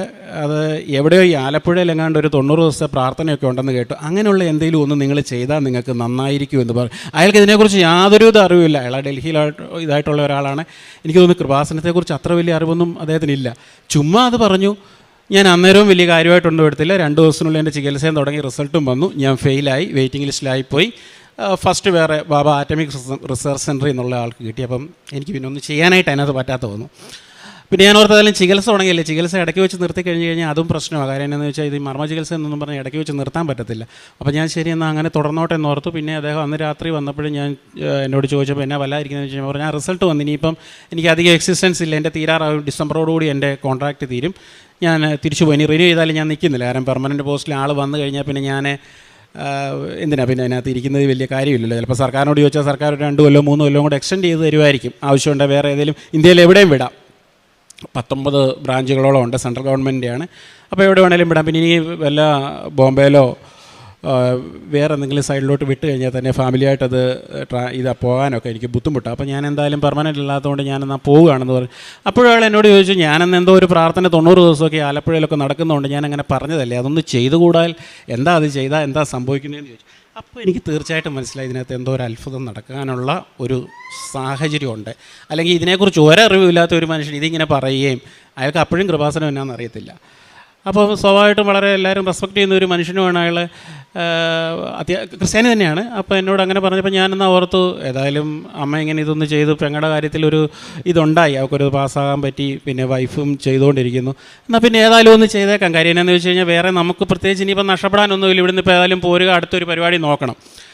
അപ്പോൾ ഞാനത് പയ്യെ സ്റ്റാർട്ട് ചെയ്തു. അതിൻ്റെ ഭാഗമായിട്ട് ഞാൻ പല ഡൽഹിയിലുള്ള വളരെ പാവപ്പെട്ടവരായിട്ടുള്ള ആൾക്കാർ നടത്തുന്ന ഓർഫണേജുകൾ, അങ്ങനെ വലിയ ഇതായിട്ടുള്ളതൊന്നുമല്ല, അവിടെയൊക്കെ പോയി എന്നെക്കൊണ്ടാകാവുന്ന ചെറിയ ചെറിയ സഹായങ്ങളൊക്കെ ചെയ്തു തുടങ്ങി. പിന്നെ കുറച്ചുകൂടെയൊക്കെ ജീവിത രീതികളിൽ ഞാൻ മാറ്റങ്ങൾ വരുത്തി തുടങ്ങി. ഞാൻ കുറച്ചുകൂടെയൊക്കെ ജോലിയിലും അങ്ങോട്ട് ശ്രദ്ധിക്കാൻ തുടങ്ങി. കാര്യം ഇപ്പോൾ എനിക്കിനിയിപ്പോൾ മുന്നോട്ട് പോകാൻ പറ്റിയാലും ഇല്ലെങ്കിലും ഞാൻ ഇരിക്കുന്നിടത്തോളം കാലം നല്ലത്. കാരണം ഒറ്റ സൗത്ത് ഇന്ത്യനേ ഉള്ളൂ, ഓൾ ഇന്ത്യ ആ ഒരു ഓർഗനൈസേഷൻ, ഏവിയേഷൻ്റെ കീഴിലാണ്. അപ്പോൾ ഞാനായിട്ട് ഇനിയിപ്പോൾ അതിനകത്തൊരു മോശം കാണിക്കേണ്ട, അയാൾ നിന്ന് ലാസ്റ്റ് ഡേയ്സ് വരെ നന്നായിട്ട് അങ്ങ് പൊക്കോട്ടെന്ന് ഓർത്ത് ഞാൻ നല്ല രീതിയിൽ അത് ശ്രദ്ധിച്ച് അതേ രീതിയിൽ അങ്ങോട്ട് മുന്നോട്ട് പോയി. അപ്പോൾ പയ്യെ എനിക്ക് തന്നെ തോന്നി തുടങ്ങി, ഇനിയിപ്പോൾ കിട്ടിയാലും കിട്ടിയില്ലെങ്കിലും 90 ദിവസം ഈ ഉടമ്പടി നന്നായിട്ട് ചെയ്യുക. കാര്യം നമ്മുടെ ജീവിതത്തിൽ ഇച്ചിരി വ്യത്യാസങ്ങളൊക്കെ വരുന്നുണ്ട്. 5 മണിക്ക് എണീക്കാത്ത ഞാൻ പല കോഴ്സുകൾ പഠിച്ചപ്പോഴും ഞാനൊരിക്കലും 5 മണിക്ക് എണീറ്റ് പഠിച്ചിട്ടൊന്നുമില്ല. അപ്പം നമുക്ക് അങ്ങനെ ഒരു 5 മണിക്ക് എണീറ്റ് 5:30 ആകുമ്പോൾ എണീറ്റ് അച്ഛൻ്റെ ഈ പ്രയർ കൂടുക, പിന്നെ കുറച്ചുകൂടെ മാതാവിനെ അറിയുക, കൃപാസനത്തിൻ്റെ പ്രാർത്ഥനകൾ കാര്യങ്ങളൊക്കെ, അതിപ്പോൾ എനിക്ക് നല്ല പുതുമ തോന്നി. ഓക്കെ, തീർച്ചയായിട്ടും നല്ല ഇതാണ്, നമ്മുടെ ജീവിതത്തിൽ ഒരു വ്യത്യാസം വരുമല്ലോ, ഏറ്റവും വലുത് അതല്ലേ. അങ്ങനെ ഞാനത് തുടർന്നുകൊണ്ടിരുന്നു. അപ്പോഴും എനിക്ക് അവസാനമൊക്കെ ആയപ്പോൾ എനിക്ക് ശകലം ഇടയ്ക്ക് വിഷമം വന്നായിരുന്നു. കാര്യം എന്നാന്ന് വെച്ചാൽ എങ്ങനെയൊക്കെ വെച്ചാലും റിസൾട്ട് ഡിക്ലെയർ ചെയ്തു 3 മാസത്തിനുള്ളിൽ ആൾ ജോയിൻ ചെയ്യും. അപ്പോൾ പിന്നെ ഇനിയിപ്പം അടുത്തൊരു പരിപാടി നോക്കണം, ഡിസംബർ വരെ എന്ന് പറഞ്ഞ് നോക്കിയിരിക്കുന്നതിലും കാര്യമില്ല എന്നുള്ള ഞാൻ അങ്ങനെ ഒരു കൺഫ്യൂഷൻ ഇരിക്കുന്ന സമയത്താണ് വെറുതെ ഞാൻ അച്ഛനെന്ന ഇടയ്ക്ക് പറയുമായിരുന്നു ഡേറ്റ് ഇട്ട് പ്രാർത്ഥിച്ചോളാൻ പറഞ്ഞു. വെറുതെ ഞാനൊരു ഡേറ്റ് ഇട്ടു, മെയ് 2-ാം തീയതിയിലേക്ക് എന്തെങ്കിലും ഒരു തീരുമാനം ഉണ്ടാവുകയാണെ അത് വലിയൊരു അത്ഭുതമായിരിക്കുമെന്ന് പറഞ്ഞു. അപ്പോൾ വൈഫ് ചുമ്മാ പറഞ്ഞു, എന്നാൽ പിന്നെ മെയ് 7 വെച്ചോ. മെയ് 7-ന് ഞാൻ പറഞ്ഞു നീ ഇട്ടോ, അപ്പോൾ അവൾ ഉടമ്പടിയിലുള്ളതല്ലേ, അതുകൊണ്ട് ശരി മെയ് 7 ഇട്ടോ, അങ്ങനെ ആയിക്കോട്ടെ എന്ന് പറഞ്ഞു. ഞാൻ 2 ഇട്ടോ, അവൾ മെയ് 7 ഇട്ടു. ഏകദേശം ഞാൻ പയ്യെ ഇങ്ങനെ ഈ ഓർഫനേജുകളും അങ്ങനെയുള്ള മന്ദിരങ്ങളൊക്കെ സന്ദർശിച്ച് തുടങ്ങിയപ്പോൾ തന്നെ എനിക്ക് തോന്നി പോസിറ്റീവ്ലി ഞാൻ അതിലേക്ക് കയറാൻ പോവുകയാണെന്നുള്ള ഒരു തോന്നൽ വീണ്ടും എൻ്റെ മനസ്സിൽ വരികയും ഏതാണ്ട് ഒരു ഏപ്രിൽ അവസാനം ആകാറായപ്പോഴേ ഞാൻ അതിൻ്റെ സെക്രട്ടറിയുടെ വായിൽ നിന്ന് കേട്ട ഒരു വാക്ക്, ഫസ്റ്റ് വന്ന ആളെ സംബന്ധിച്ചോളം അയാൾ എന്തോ പരസ്പര വിരുദ്ധമല്ലാത്ത കാര്യങ്ങളൊക്കെ പറയുന്നു, ഒരു പക്ഷേ ജോയിൻ ചെയ്യാൻ സാധ്യതയില്ല. കാര്യം അയാൾ എന്തൊക്കെയോ മാറി അയാൾക്ക് ബോംബെ വേണോ അവിടെ വേണോ ഇവിടെ വേണോ എന്നൊക്കെ മാറി ഗവൺമെൻറ്റിൽ തന്നെ ഇരുന്ന ആളാണ്, അങ്ങനെ മാറി പറയുന്നു. ഒരു പക്ഷേ അത് മാറി സുരേഷിലേക്ക് തന്നെ അത് വരാനുള്ള ഒരു സാധ്യത ഉണ്ടെന്ന് പറഞ്ഞു. ഞാനൊന്നും വേണ്ടിയില്ല, അങ്ങനെ തന്നെ പോയി. അങ്ങനെ കൃത്യം മെയ് 2-ാം തീയതി ആയപ്പോഴത്തേക്കിന് ഇൻ്റർവ്യൂ ബോർഡിലുള്ള ഒരാൾ അവിടെ വരികയും എന്നെ നേരിട്ട് വിളിച്ച് എന്നോട് പറയുകയാണ്, ഞങ്ങൾ മാക്സിമം ഫസ്റ്റ് ആൾ വളരെ മിടുക്കനായിരുന്നു, നിങ്ങൾക്ക് സെക്കൻഡ് ആളെന്ന് പറഞ്ഞാൽ ഫസ്റ്റും സെക്കൻഡും തമ്മിൽ ഭയങ്കര അന്തരമാണ് വന്നത്. 15 പേരായിരുന്നു ലക്ഷങ്ങളിൽ നിന്ന് ഷോർട്ട് ലിസ്റ്റ് ചെയ്ത് 15 പേരായിരുന്നു ഇൻ്റർവ്യൂവിന് വന്നത്. അപ്പോൾ ആ 2 പേരും തമ്മിൽ ഇത്രയും അന്തരം ഉണ്ടായിട്ടും ആദ്യത്തെ ആളെ എന്തോ പ്രശ്നത്താൽ അയാൾക്ക് പറ്റുന്നില്ല, അയാൾക്ക് ജോയിൻ ചെയ്യാൻ പറ്റുന്നില്ല. അയാളുടെ സ്ഥാപനത്തിൽ തന്നെ ഗവൺമെൻറ്റാണ് കണ്ടിന്യൂ ചെയ്യുകയാണ്, അപ്പോൾ നിങ്ങൾക്കാണ് ചാൻസ് വരാൻ പോകുന്നത്. എന്തായാലും ഇപ്പോൾ ആരോടും ഒന്നും പറയേണ്ട കാര്യം എന്താണെന്ന് വെച്ചാൽ ഗവൺമെൻറ് കാര്യം അങ്ങോട്ടോ ഇങ്ങോട്ടോ മാറിക്കഴിഞ്ഞാൽ ചിലപ്പം നമുക്കൊന്നും പറയാൻ പറ്റുകയില്ല. അപ്പോൾ എനിക്ക് തോന്നിയ 2-ാം തീയതി ഞാൻ വെറുതെ എഴുതിയിട്ട് 2-ാം തീയതി തന്നെ ഇത് കറക്റ്റായിട്ട് സംഭവിക്കുകയും വലിയൊരു അത്ഭുതം തന്നെയായിരുന്നു. അപ്പോൾ തന്നെ ഞാൻ സാക്ഷ്യം പറയണമെന്ന് തീരുമാനിച്ചിരുന്നു. പിന്നീട് ഏകദേശം 7-ാം തീയതി ആയപ്പോൾ വൈഫ് ഡേറ്റ് ഇട്ടുന്ന 7-ാം തീയതി ആയിരുന്നു. 7-ാം തീയതി ആയപ്പോൾ എൻ്റെ ഓഫർ ലെറ്ററും കിട്ടി. അങ്ങനെ വലിയൊരു അത്ഭുതം തന്നെയായിരുന്നു എൻ്റെ ജീവിതത്തിൽ നടന്നത്. ഇന്നിപ്പോൾ ഞാൻ ഡൽഹിയിൽ സർവീസ് സ്റ്റാർട്ട് ചെയ്തു. എനിക്കിപ്പോൾ എല്ലാ ആനുകൂല്യങ്ങളോടും കൂടി ഞാൻ ജോലി ചെയ്തു വരുന്നു. അത് കൃപാസന മാതാവിൻ്റെ അടുക്ക് പ്രാർത്ഥിച്ചുകൊണ്ട് തന്നെയാണെന്ന് ഞാൻ 101% വിശ്വസിക്കുന്നു. കാരണം ഒരു കാരണവശാലും അതിനകത്ത് കിട്ടാനായിട്ടുള്ളൊരു മെറിറ്റ് ഉണ്ടായിരുന്ന കാര്യമല്ലായിരുന്നു. പക്ഷേ മാതാവിൻ്റെ പ്രത്യേക മാധ്യസ്ഥത്താൽ എനിക്കത് ലഭിക്കുകയും ചെയ്തു. ഞാനതിന് പ്രത്യേകം മാതാവിനോട് നന്ദി പറയുന്നു. ഒരു യേശുവിൻ്റെ സാക്ഷിയായി എന്നും ജീവിക്കാൻ എന്നെ സാധിക്കണമെന്ന് ഞാൻ പ്രാർത്ഥിക്കുന്നു. അതുപോലെ ഞാൻ പത്രം ഡൽഹിയിലെ NCR ഏരിയയിലൊക്കെ ഞാൻ പത്രം കൊടുത്തിട്ടുണ്ടായിരുന്നു. അതുപോലെ തന്നെ ജീവിതത്തിലുണ്ടായ മാറ്റം എന്നാന്ന് ചോദിച്ചു കഴിഞ്ഞാൽ പ്രാർത്ഥന കുറച്ചുകൂടെ നന്നായിട്ട് ചെയ്യാൻ പറ്റി. ബൈബിൾ അരമണിക്കൂർ വായിക്കാൻ, കാരണം ബൈബിൾ വായിക്കുമായിരുന്നു, ചുമ്മാ അങ്ങ് എവിടുന്നേലും എടുത്ത് വായിക്കുമായിരുന്നു. പക്ഷേ കൃത്യമായിട്ട് ബൈബിൾ വായിക്കാനായിട്ട് തുടങ്ങി.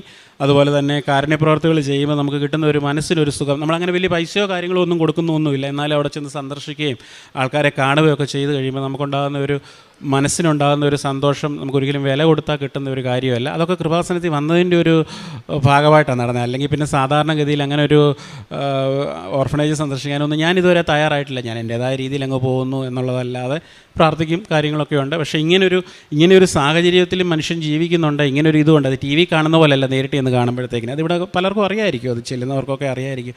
അപ്പോൾ അതൊക്കെ കൃപാസനത്തിൽ വന്നതുകൊണ്ടാണ് തീർച്ചയായിട്ടും എനിക്കത് ചെയ്യാനായിട്ട് സാധിച്ചത്. അതിനെല്ലാം ഞാൻ ദൈവത്തിന് ഇവിടെ നിന്ന് സാക്ഷ്യം പറയാൻ അനുഗ്രഹിച്ച പരിശുദ്ധ മാതാവിനും ഈശോയ്ക്കും 1000 നന്ദി പറഞ്ഞുകൊണ്ട് ഞാൻ എൻ്റെ സാക്ഷി ആരംഭിക്കട്ടെ. എൻ്റെ പേര് അനില സ്റ്റീഫൻ. ഞാൻ വരുന്നത് തൊട്ടടുത്ത് തന്നെയുള്ള പൂങ്കാവ് ഇടവകയിൽ നിന്നാണ്, അവർ ലേഡി ഓഫ് അസംഷൻ ചർച്ച്. 2023 ഒരു ഉടമ്പടി എടുത്ത് വളരെ ഗംഭീരമായി ഉഴപ്പിയ ഒരു വ്യക്തിയാണ് ഞാൻ. ആ ഉടമ്പടി എടുത്ത് ഉഴപ്പി അത് കഴിഞ്ഞിട്ട് ഒരു ജോലി ആവശ്യത്തിനായി ദുബായിലേക്ക് വിസിറ്റ് എടുത്ത് പോവുകയുണ്ടായി. ആ സമയത്തൊന്നും ഈ ഉടമ്പടിനെക്കുറിച്ച് യാതൊരു ചിന്തയോ ഒന്നും ഇല്ലാണ്ടാണ് ഞാൻ ദുബായിക്ക് പോയത്. പക്ഷേ എന്തോ ദൈവാനുഗ്രഹം കൊണ്ട് പോകുമ്പോൾ എൻ്റെ ആ ഉഴപ്പിയ ഉടമ്പടിയുടെ പ്രാർത്ഥനാ ബുക്കും ഉപ്പും എണ്ണയെല്ലാം ആയിട്ടാണ്, വിശുദ്ധ ഉപ്പും എണ്ണയായിട്ടാണ് ഞാൻ പോയത്, തൈലമായിട്ടാണ് ഞാൻ പോയത്. അവിടെ ചെന്നു 1 മാസം ഞാൻ എൻ്റെ മെറിറ്റിൽ വിശ്വസിച്ച് എല്ലായിടത്തും അപ്ലൈ ചെയ്തുകൊണ്ടിരുന്നു. ഒരു ദിവസം 9 മണി തൊട്ട് 6 മണി വരെ ഇരുന്ന് കണ്ടിന്യൂസ് ആയിട്ട് എല്ലാ ജോബ് സൈറ്റുകളിലും 100-ൽ കൂടുതൽ എത്രണ്ണം ചെയ്യുന്ന എനിക്ക് തന്നെ ഓർമ്മയില്ല, അത്രയധികം ഞാൻ അപ്ലൈ ചെയ്തുകൊണ്ടിരുന്നു. ഞാനൊരു സോഫ്റ്റ്വെയർ ടെസ്റ്ററാണ്. അവിടെ ചെന്ന് ആ ജോലി തന്നെ ചെയ്യണമെന്ന് ഒരാഗ്രഹത്തോടു കൂടിയാണ് പോയത്. അവിടെ ചെന്ന് കണ്ടിന്യൂസ് അപ്ലൈ ചെയ്തുകൊണ്ടിരുന്നു. ഒരു റിപ്ലൈ മെയിൽ പോലും, ഒരു കോള് പോലും, എനിക്കൊരു എൻക്വയറി കോള് പോലും വന്നില്ല. അപ്പോൾ എനിക്ക് മനസ്സിലായി ഞാൻ ഈ 4 വർഷം കൊണ്ട് ഈ നാട്ടിൽ നിന്ന് സമ്പാദിച്ചു കൂട്ടിയ എൻ്റെ ഡിഗ്രികളോ അല്ലെങ്കിൽ എൻ്റെ ക്വാളിഫിക്കേഷൻസോ എക്സ്പീരിയൻസോ എല്ലാം വെറുതെയാണ്. ഒരു മൈനസിൻ്റെ താഴെ വല്ലതും ഉണ്ടെങ്കിൽ അത്രയും താഴെയാണ് ഞാൻ നിൽക്കുന്നതെന്ന് എനിക്ക് മനസ്സിലായി. ഞാൻ കണ്ടിന്യൂസ് ആയിട്ട് എന്ത് ചെയ്യണമെന്ന് ഇങ്ങനെ ആലോചിച്ചുകൊണ്ടിരുന്ന സമയത്താണ് യൂട്യൂബിൽ ഞാൻ വീണ്ടും സാക്ഷ്യങ്ങൾ കാണാൻ തുടങ്ങിയത്, ഉടമ്പടി ധ്യാനങ്ങൾ കേൾക്കാൻ തുടങ്ങിയത്. ആ ധ്യാനത്തിൽ ഇങ്ങനെ ഓരോന്ന് കേട്ടുകൊണ്ടിരുന്നപ്പോൾ എനിക്ക് തോന്നി ഞാൻ തിരിച്ചു വരണം, പ്രാർത്ഥിക്കണമെന്ന് തോന്നി. അങ്ങനെ ഞാൻ കൊണ്ടുപോയ ഉടമ്പടി ബുക്ക് എടുത്തിട്ട്, പ്രാർത്ഥന ബുക്ക് എടുത്ത് രാവിലെയും വൈകുന്നേരവും പ്രാർത്ഥിക്കാനും ബൈബിൾ വായിക്കാനും ഒക്കെ തുടങ്ങി. ഒരു പക്ഷേ ഒരു പ്രാവശ്യം ഉഴപ്പിയത് കൊണ്ടും ഇനി ഞാൻ ഉഴപ്പുമോ എന്നുള്ളൊരു ചിന്തയുള്ളത് കൊണ്ടുമായിരിക്കാം അത് ഒന്നും നടന്നില്ല. എൻ്റെ വിസിറ്റ് നമുക്കറിയാം, ദുബായിലേക്കുള്ള വിസ എന്ന് പറയുന്നത് 2 മാസമാണ്. 2 മാസം തീരാറായി, ഒന്നും സംഭവിച്ചില്ല. ഇതുപോലെ തന്നെ അപ്ലൈ ചെയ്യുന്നു, ഒരു എൻക്വയറി കോളോ അല്ലെങ്കിൽ ഒരു ക്വാളിഫിക്കേഷൻ വെച്ചിട്ടുള്ള ഒരു കോള് പോലും വന്നില്ല. അപ്പോൾ എനിക്ക് മനസ്സിലായി ഇനി ഇതൊന്നുമല്ല, ഞാൻ ഇനിയും കൂടുതൽ ദൈവത്തിലേക്ക് അടുക്കാനുണ്ട്, എൻ്റെ പ്രാർത്ഥനകൾ ഇനിയും കൂടുതൽ മുറുക്കാനുണ്ടെന്ന് എനിക്ക് മനസ്സിലായി. എൻ്റെ ഒരു പഴയ സ്വഭാവം വെച്ചിട്ടാണെങ്കിൽ ഇത്രയും റിജക്ഷൻസും പ്രാർത്ഥിച്ചിട്ടും ഒന്നും കിട്ടാണ്ടൊക്കെ വരുമ്പോൾ നമ്മൾ ഓട്ടോമാറ്റിക്കലി ഇത് പ്രാർത്ഥിച്ചിട്ടും കിട്ടുന്നില്ല, ഇട്ടിട്ട് പോവാന്നുള്ളൊരു വിചാരത്തിലേക്ക് വരേണ്ട ഒരാളാണ്. പക്ഷേ മാതാവ് എന്നെ മുറുകെ പിടിച്ചിട്ടുണ്ടായിരുന്നു, ഞാൻ തിരിച്ചു വരണമെന്ന് ആഗ്രഹിക്കുന്നുണ്ടായിരുന്നു എന്ന് തോന്നുന്നു. ഞാൻ പ്രാർത്ഥനയിൽ മുറുകെ ജീവിച്ചു. ഞാൻ മാതാവിനോട് പറഞ്ഞു കിട്ടിയില്ലെങ്കിലും കുഴപ്പമില്ല, ഞാൻ വെയിറ്റ് ചെയ്തോളാം എന്ന് പറഞ്ഞു. അങ്ങനെ രണ്ടാമത്തെ വിസിറ്റ് എടുത്ത് വീണ്ടും പ്രാർത്ഥനയും ഇങ്ങനെ ജോലിക്ക് അപ്ലൈ ചെയ്തുകൊണ്ടിരുന്നു. അപ്പോൾ നിങ്ങൾ ഓർക്കും ഓക്കെ അവൾ പ്രാർത്ഥനയിലേക്ക് തിരിച്ചു വന്നു, അപ്പോൾ ഉടനെ തന്നെ അടുത്ത ജോലി കിട്ടിയെന്ന് വിചാരിക്കും. രണ്ടാമത്തെ വിസിറ്റ് തീർന്നു, എനിക്ക് ഇങ്ങോട്ട് തീരേണ്ട ടിക്കറ്റ് എടുക്കേണ്ട സമയമായി, ഒരു കോള് പോലും വന്നില്ല. ഞാൻ കരഞ്ഞു പ്രാർത്ഥിച്ചു. ഞാൻ മാതാവിനോട് ചോദിച്ചു ഇനി എന്താണ് ഞാൻ ചെയ്യാനുള്ളത്, കാരണം ഒരുപാട് ഞാൻ പ്രാർത്ഥിക്കാൻ തുടങ്ങി. കൂടുതൽ അടുത്ത് ചോദിച്ചു ഇനിയും ഞാൻ പ്രാർത്ഥിക്കണ്ട, അതോ നീ എനിക്കിവിടെ നിൽക്കാനില്ല, ഞാൻ നാട്ടിൽ പോയി ജോലി ചെയ്യാനാണ് നീ ആഗ്രഹിക്കുന്നുണ്ടെങ്കിൽ കുഴപ്പമില്ല, ഞാൻ അങ്ങനെ തന്നെ ചെയ്തോളാം. പക്ഷേ എൻ്റെ ബ്രദറിലോൻ്റെ മാരേജ് വരെയായിരുന്നു. അപ്പോൾ മാരേജിന് നാട്ടിലേക്ക് വരുമ്പോൾ എല്ലാവരും ചോദ്യം ഉണ്ടാവും, കാരണം റിലേറ്റീവ്സ് എല്ലാം മാരേജിനുണ്ടാവും. എല്ലാവരും ചോദിക്കും വലിയ കാര്യത്തിൽ ഓടി ദുബായിക്ക് പോയതാണ്, ജോലിയില്ലാതെ തിരിച്ചു വന്നിരിക്കുന്നു, ചുമ്മാ നിൽക്കുന്നു എന്നുള്ള ക്വസ്റ്റ്യൻസ് ഉണ്ടാവും. ഞാൻ പറഞ്ഞു അത്രയും ഒരു നാണക്കേട് എനിക്ക് സഹിക്കാൻ പറ്റത്തില്ല. അവരോട് എനിക്ക് പറയണം ഞാൻ പ്രാർത്ഥിച്ചെനിക്ക് ഞാൻ നേടിയെടുത്ത ജോലിയാണെന്ന് എനിക്ക് മഹത്വപ്പെടുത്തണം. ഒന്നും വേണ്ട, നീ ഒരു 2 മാസത്തെ ജോലി എനിക്ക് തന്നാൽ മതി, ആ ജോലി ചെയ്തിട്ട് ഞാൻ തിരിച്ച് നാട്ടിലേക്ക് പോയിക്കോളാം എന്ന് പ്രാർത്ഥിച്ചു. എന്നിട്ടും എനിക്ക് കോളൊന്നും വന്നില്ല. ഞാൻ പ്രാർത്ഥിച്ചു ഓക്കെ നീ വിചാരിക്കുന്നത് അങ്ങനെയാണ്, ഞാൻ നാട്ടിൽ പോയി ഒന്നുകൂടെ നല്ല രീതിയിൽ പ്രാർത്ഥിക്കണമെന്നാണ് നീ ആഗ്രഹിക്കുന്നുണ്ട്, ഞാൻ അങ്ങനെ പ്രാർത്ഥിക്കാമെന്ന് ഉറച്ച് പറഞ്ഞുകൊണ്ട് ടിക്കറ്റ് എടുക്കേണ്ട സമയമായി. തിങ്കളാഴ്ച എനിക്ക് ടിക്കറ്റ് എടുക്കണം. അപ്പോൾ വെള്ളിയാഴ്ച ആയപ്പോൾ എൻ്റെ ഹസ്ബൻഡ് അവിടെ ഉണ്ട്. ഹസ്ബൻഡ് പറഞ്ഞു ഓക്കെ ഞാൻ ടിക്കറ്റ് ബുക്ക് ചെയ്യട്ടെ എന്ന് ചോദിച്ചു. ഞാൻ പറഞ്ഞു വെയിറ്റ് ചെയ്യ്, തിങ്കളാഴ്ചയല്ലേ, തിങ്കളാഴ്ച എടുക്കാം എന്നിങ്ങനെ പറഞ്ഞു. മാതാവിൻ്റെ പ്രത്യേക ഇടപെടലാണെന്ന് ഞാൻ വിശ്വസിക്കാൻ കാരണം ഓഫീസ് ടൈം എന്ന് പറയുന്നത് 6 ആണ്, മാക്സിമം അവിടെ 6 ആണ്. 6 മണി കഴിഞ്ഞിട്ട് എനിക്കൊരു കോൾ വരികയാണ്, ഒരു ഇൻ്റർവ്യൂ കോള്. നിങ്ങൾ നാളെ സാറ്റർഡേ തന്നെ വന്നിട്ട് ഇൻ്റർവ്യൂ അറ്റൻഡ് ചെയ്യണമെന്ന് പറഞ്ഞിട്ട് ഞാനന്ന് മുട്ടിൽ നിന്ന് ഒരുപാട് നന്ദി പറഞ്ഞു. കാരണം അതെന്ന് പറയുന്നത് ഒട്ടും പോസിബിളായിട്ടുള്ളൊരു കാര്യമല്ല. അതും 6 മണി ഒരു ടൈം കഴിഞ്ഞ് കഴിഞ്ഞാൽ പിന്നെ ദുബായിൽ ആൾക്കാരെല്ലാം തിരിച്ച് വീട്ടിലേക്ക്, അവരൊന്നും ചെയ്യില്ല. ഒരു 5:30 ആകുമ്പോൾ തന്നെ അവരെല്ലാം അവരുടെ ജോലികളെല്ലാം നിർത്തി പോകാനുള്ള പ്രിപ്പറേഷനൊക്കെ സ്റ്റാർട്ട് ചെയ്യും. അത് എനിക്ക് ജോലിയുടെ ഇൻ്റർവ്യൂ കോൾ വന്നത് ആഫ്റ്റർ 6 ആണ്. ഞാൻ അത് നോട്ട് ചെയ്തിട്ടുണ്ടായിരുന്നു. ഞാൻ പോകുമ്പോൾ വളരെ സന്തോഷത്തോടെ പ്രാർത്ഥിച്ച് അവിടേക്ക് പോകുമ്പോൾ തൈലമെല്ലാം പൂശിപ്പോയി. പോകുന്ന വഴിക്ക് ഞാൻ ഒരു അടയാളം വേണമെന്ന് പ്രാർത്ഥിച്ചു. പോകുന്ന വഴിക്ക് ഞാൻ കണ്ടത് എൻ്റെ ബസ് സ്റ്റോപ്പിൽ മാതാവിൻ്റെ കാശ് രൂപം ധരിച്ച ഒരു ചേച്ചി നിൽക്കുന്നതാണ്. അപ്പോൾ ഞാൻ പറഞ്ഞു മാതാവ് ഇത് മതി, കിട്ടുമോ എന്നുള്ളതല്ല, നീ എനിക്ക് ഞാൻ ചോദിച്ചത് നീ എനിക്കൊരു ഉത്തരമായി തന്നതാണ് ഈ ഇൻ്റർവ്യൂ എന്ന് ഞാൻ വിചാരിച്ചോളാം എന്ന് പറഞ്ഞ് ഞാൻ പോയി. ഇൻ്റർവ്യൂവിന് പോകുന്ന വഴിക്ക് എൻ്റെ മനസ്സിലേക്ക് വന്നൊരു വചനമാണ് റോമ 10 അധ്യായം. ഈശോ കർത്താവാണെന്ന് അതരം കൊണ്ട് ഏറ്റുപറയുകയും ദൈവം അവനെ മരിച്ചവരിൽ നിന്ന് ഉയർപ്പിച്ചുവെന്ന് ഹൃദയത്തിൽ വിശ്വസിക്കുകയും ചെയ്യുക. അത് ഞാൻ പോകുന്ന വഴിയിലെല്ലാം പ്രാർത്ഥിച്ചുകൊണ്ട് പോയി. ഞാൻ അവിടെ ഇൻ്റർവ്യൂ ഉള്ള സ്ഥലത്ത് ചെന്നു, ഓഫീസിൽ ചെന്ന് ഇൻ്റർവ്യൂവിന് മുന്നേ ഞാൻ കുറച്ച് വിശുദ്ധ ഉപ്പെടുത്തിട്ട് ഞാൻ അവരാരും കാണാത്തൊരു ചെടിച്ചട്ടി ഉണ്ടായിരുന്നു, അതിൻ്റെ അകത്തേക്ക് ഇട്ടിട്ട് ഞാൻ പ്രാർത്ഥിച്ചു, എൻ്റെ ഈശോയെ ഇനി എനിക്ക് ഈ ഓഫീസിലേക്ക് എന്നും വരാൻ പറ്റണേ എന്ന് പ്രാർത്ഥിച്ചു. കാരണം എനിക്ക് ജോലി കിട്ടിയാൽ മാത്രമേ ആ ഓഫീസിലേക്ക് ഇനി എന്നും വരാൻ പറ്റുള്ളൂ. ഞാൻ അങ്ങനെ പ്രാർത്ഥിച്ചു, എനിക്ക് ഈ ഓഫീസിലേക്ക് എന്നും വരാൻ ഈ ഒരു അടയാളമായി മാറണേന്ന് പ്രാർത്ഥിച്ചു. ഇൻ്റർവ്യൂ അറ്റൻഡ് ചെയ്തു, തിരിച്ചു വന്നു. അപ്പോൾ എനിക്കിനി മൺഡേ എനിക്ക് ടിക്കറ്റ് എടുക്കണം. അതിന് മുന്നേ ഈ ഒരു ദിവസത്തിനുള്ളിൽ അവർ റിപ്ലൈ തരണം. അത് ഞാൻ ചോദിക്കുന്നതെല്ലാം ഒട്ടും പോസിബിളായിട്ടുള്ള കാര്യമല്ലെന്ന് എനിക്കറിയാം. എങ്കിലും ഞാൻ വിശ്വാസത്തോടെ പ്രാർത്ഥിച്ചു, മാതാവിനോട് എനിക്ക് തരണമേ എന്ന് പ്രാർത്ഥിച്ചു. അവരെനിക്ക് അന്ന് തന്നെ ഇൻ്റർവ്യൂ കഴിഞ്ഞ് സൺഡേയിൽ എനിക്ക് മെയിൽ വന്നു, നിങ്ങൾ ഒരു ഫൈനൽ ഇൻ്റർവ്യൂ കൂടെ ഉണ്ട്, അതിന് വരണം. അതിൽ 2 പേരാണ് ഷോർട്ട് ലിസ്റ്റ് ചെയ്തിരിക്കുന്നത്. അതിൽ 2 പേരിൽ ഇവർ ഡിസ്കസ് ചെയ്തിട്ട് നിങ്ങൾക്ക് എടുക്കുമെന്ന് പറഞ്ഞു. അങ്ങനെ 2 പേരും ആ ഇൻ്റർവ്യൂവിന് ഞങ്ങൾ പോയി. വേറൊരു ലേഡി കൂടെ ഉണ്ടായിരുന്നു അവിടെ ആ ഓഫീസിലുള്ള. എനിക്ക് ആ ദുബായ് തന്നെ ഹസ്ബൻഡ് അല്ലാണ്ട് വേറെ ആരെ എനിക്കറിയില്ല. ദുബായിലൊക്കെ ഒരു ജോലി പെട്ടെന്ന് കിട്ടുക എന്ന് പറയുന്ന ഒരു റെഫറലാണ്. അപ്പോൾ ഞാൻ മാതാവിനോട് പ്രാർത്ഥിക്കാറുണ്ടായിരുന്നു, മാതാവേ എനിക്ക് ആരും റെഫർ ചെയ്യാനില്ല, നീ ആയിരിക്കണം എൻ്റെ റെഫറൽ, നീ ആയിരിക്കണം അവിടെ എനിക്ക് വേണ്ടി സംസാരിക്കേണ്ടത്, നീ ആയിരിക്കണം എന്നെ അവിടെ സജസ്റ്റ് ചെയ്യേണ്ടതെന്ന് പറഞ്ഞിട്ടുണ്ടായിരുന്നു. അങ്ങനെ അതുപോലെ തന്നെ ഞാൻ ഈ ഒരു കമ്പനിയിൽ ഞാൻ അപ്ലൈ ചെയ്ത ജോലിയല്ല, ഞാൻ ഈ ജോലി ലഭിച്ചു കഴിഞ്ഞപ്പോൾ ഞാൻ ആ കമ്പനിയിലെ HR-നോട് ചോദിച്ചു, എൻ്റെ CV നിങ്ങൾക്ക് എങ്ങനെ കിട്ടിയെന്ന് ചോദിച്ചു. കാരണം ഈ നമുക്ക് ഇൻ്റർവ്യൂ കോൾ വരുമ്പോൾ നമ്മൾ ഓട്ടോമാറ്റിക്കലി ആ കമ്പനിയുടെ മെയിൽ നമ്മൾ ചെക്ക് ചെയ്യും. ബിക്കോസ് നമ്മൾ ഏത് പൊസിഷന് വേണ്ടിയിട്ടാണ് അപ്ലൈ ചെയ്തത്, അല്ലെങ്കിൽ എന്തിനു വേണ്ടിയിട്ടാണ് അപ്ലൈ ചെയ്തത്, ഏതൊക്കെയാണ് ക്രൈറ്റീരിയ, JD ഒക്കെ നോക്കാൻ വേണ്ടി. പക്ഷേ ഞാൻ എൻ്റെ മെയിൽ മൊത്തം സെർച്ച് ചെയ്ത് നോക്കി, ഇങ്ങനൊരു കമ്പനിയിലേക്ക് ഞാൻ എൻ്റെ CV അയച്ചിട്ടില്ല. ലിങ്ക്ഡിനോ അല്ലെങ്കിൽ വേറെ ഏതെങ്കിലും ജോബ് സൈറ്റിലോ ഒന്നും ഈ ഒരു കമ്പനി ഞാൻ സെർച്ച് ചെയ്തിട്ട് പോലും ഇല്ല. ഞാൻ അവരോട് ചോദിച്ചു, അവർ പറഞ്ഞത് ആരോ വഴിയിട്ട് അവർക്ക് CV ഷെയർ ചെയ്ത് കിട്ടിയതാണ്, അവർ കുറേ നാളായി ഈ ഒരു വേക്കൻസിക്ക് വേണ്ടിയിട്ട് വെയിറ്റ് ചെയ്യായിരുന്നു, ആരെയും കിട്ടുന്നില്ലായിരുന്നു, നിങ്ങളുടെ CV ആരോ വഴി ഷെയർ ചെയ്ത് കിട്ടിയതാണെന്നാണ്. ദൈവത്തിന് വളരെയധികം നന്ദി, ഈശോയ്ക്ക് മാതാവിന് ഒരുപാട് നന്ദി പറഞ്ഞുകൊണ്ട് ഞാൻ അവിടെ ചെന്നു. രണ്ടാമത്തെ ഇൻ്റർവ്യൂ കഴിഞ്ഞിട്ട് നമ്മളോട് വെയിറ്റ് ചെയ്യാൻ പറഞ്ഞു. വെയിറ്റ് ചെയ്ത് കഴിഞ്ഞപ്പോൾ അവിടെ ഡിസ്കഷൻ നടക്കുമായിരുന്നു. ഡിസ്കഷൻ നടക്കുന്നതിൽ അവിടെ 2 പേര്, എന്നെ അറിയാത്ത 2 എംപ്ലോയീസ്, മാനേജറിന് വേറൊരാൾ എടുക്കണമെന്നായിരുന്നു. പക്ഷേ ഈ 2 എംപ്ലോയീസ് എനിക്ക് വേണ്ടി സംസാരിച്ചു. മാതാവ് അവരെ കൊണ്ട് സംസാരിപ്പിച്ചു എന്ന് വേണം പറയാനായിട്ട്. അവർ സ്ട്രോങ് ആയിട്ട് നമുക്ക് ആ കാൻഡിഡേറ്റ് വേണ്ട, എന്നെ മതി എന്നുള്ള രീതിക്ക് അവർ സ്ട്രോങ് ആയിട്ട് റെക്കമെൻഡ് ചെയ്യുകയായിരുന്നു. അവിടെ മാതാവ് അവരെ കൊണ്ട് റെക്കമെൻഡ് ചെയ്യിക്കുകയായിരുന്നു. അങ്ങനെ എനിക്ക് ആ ജോലി കിട്ടി. ആ ജോലി കിട്ടുന്ന സമയത്ത് ഒട്ടും പോസിബിളായിട്ടുള്ള രണ്ടാമത്തെ കാര്യമാണ് ഞാൻ പറഞ്ഞ പോലെ ബ്രദറിനോടെ മാരേജ് ആയിരുന്നു.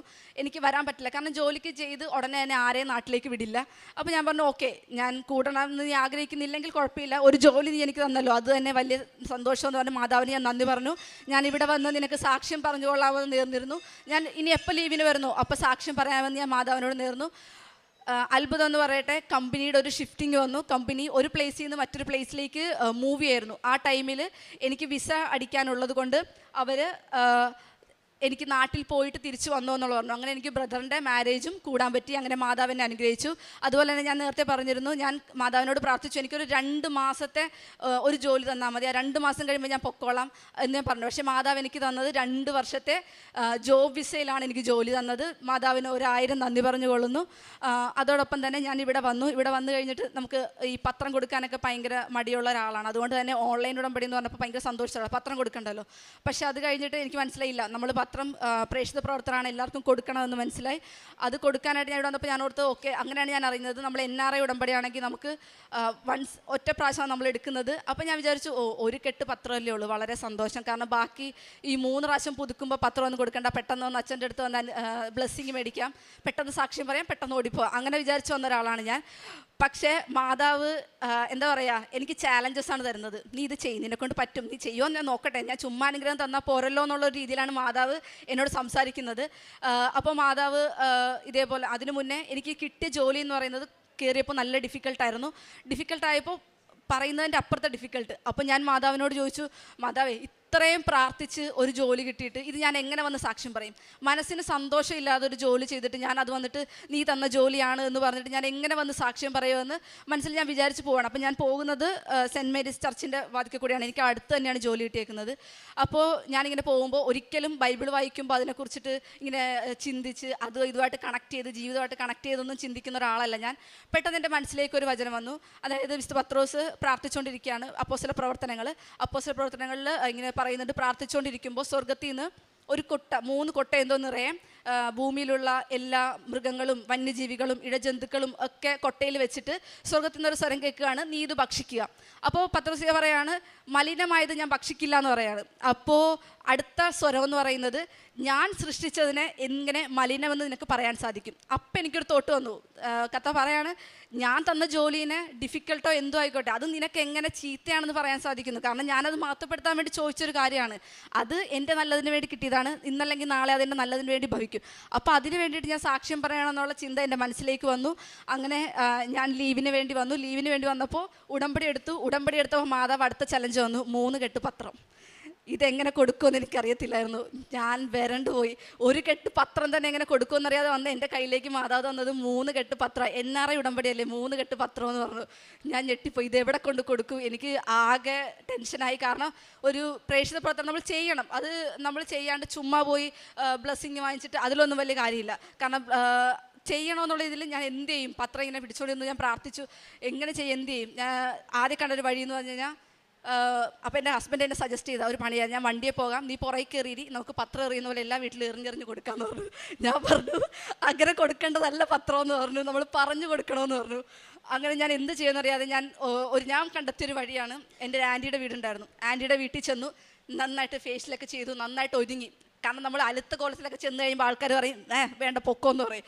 ഞാൻ കണ്ടെത്തിയൊരു വഴിയാണ്, നന്നായിട്ട് ഒരുങ്ങി നല്ല മിടുക്കിയായിട്ട് ഓരോ വീടുകളിലും കയറി ചെന്നപ്പോൾ ഞാൻ പ്രാർത്ഥിച്ചുകൊണ്ട് ദൈവമേ ഒരാൾ റിജക്റ്റ് ചെയ്താൽ പിന്നെ ഞാൻ തീർന്നു, ഈ കയറി ചെന്ന ധൈര്യമൊക്കെ അങ്ങ് താഴേക്ക് പോകും. അപ്പോൾ ഞാൻ പ്രാർത്ഥിച്ചു, മാതാവേ കഷ്ടമുണ്ട്, ഒരാൾ ആദ്യം ഒന്ന് വാങ്ങിച്ചു കിട്ടിയാൽ മതി, ബാക്കി ഞാൻ കൊടുത്തോളാം എന്ന് പറഞ്ഞു.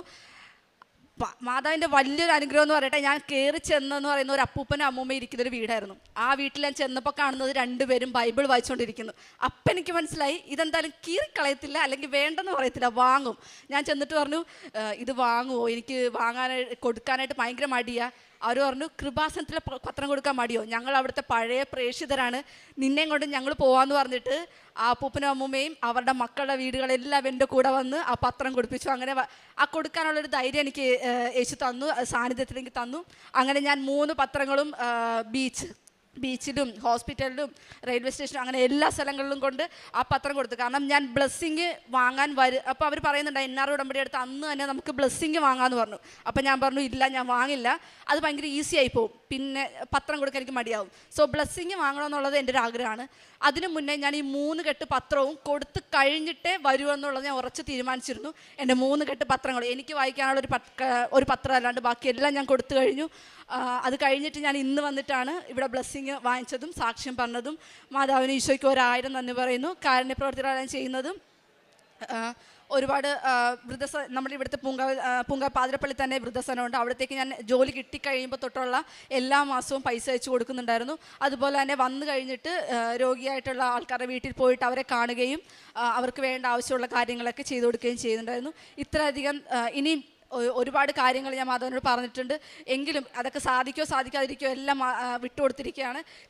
തന്നാലും ഇല്ലെങ്കിലും അടിയുറച്ച് വിശ്വസിച്ചുകൊണ്ട് മറ്റുള്ളവരെയും വിശ്വാസത്തിലേക്ക് നയിച്ചുകൊണ്ട് ഞാൻ ഇതിൽ തന്നെ ഉറച്ചു നിൽക്കുമെന്ന് മാധവനോട് പറഞ്ഞുകൊണ്ട് 1000 നന്ദി പറയുന്നു.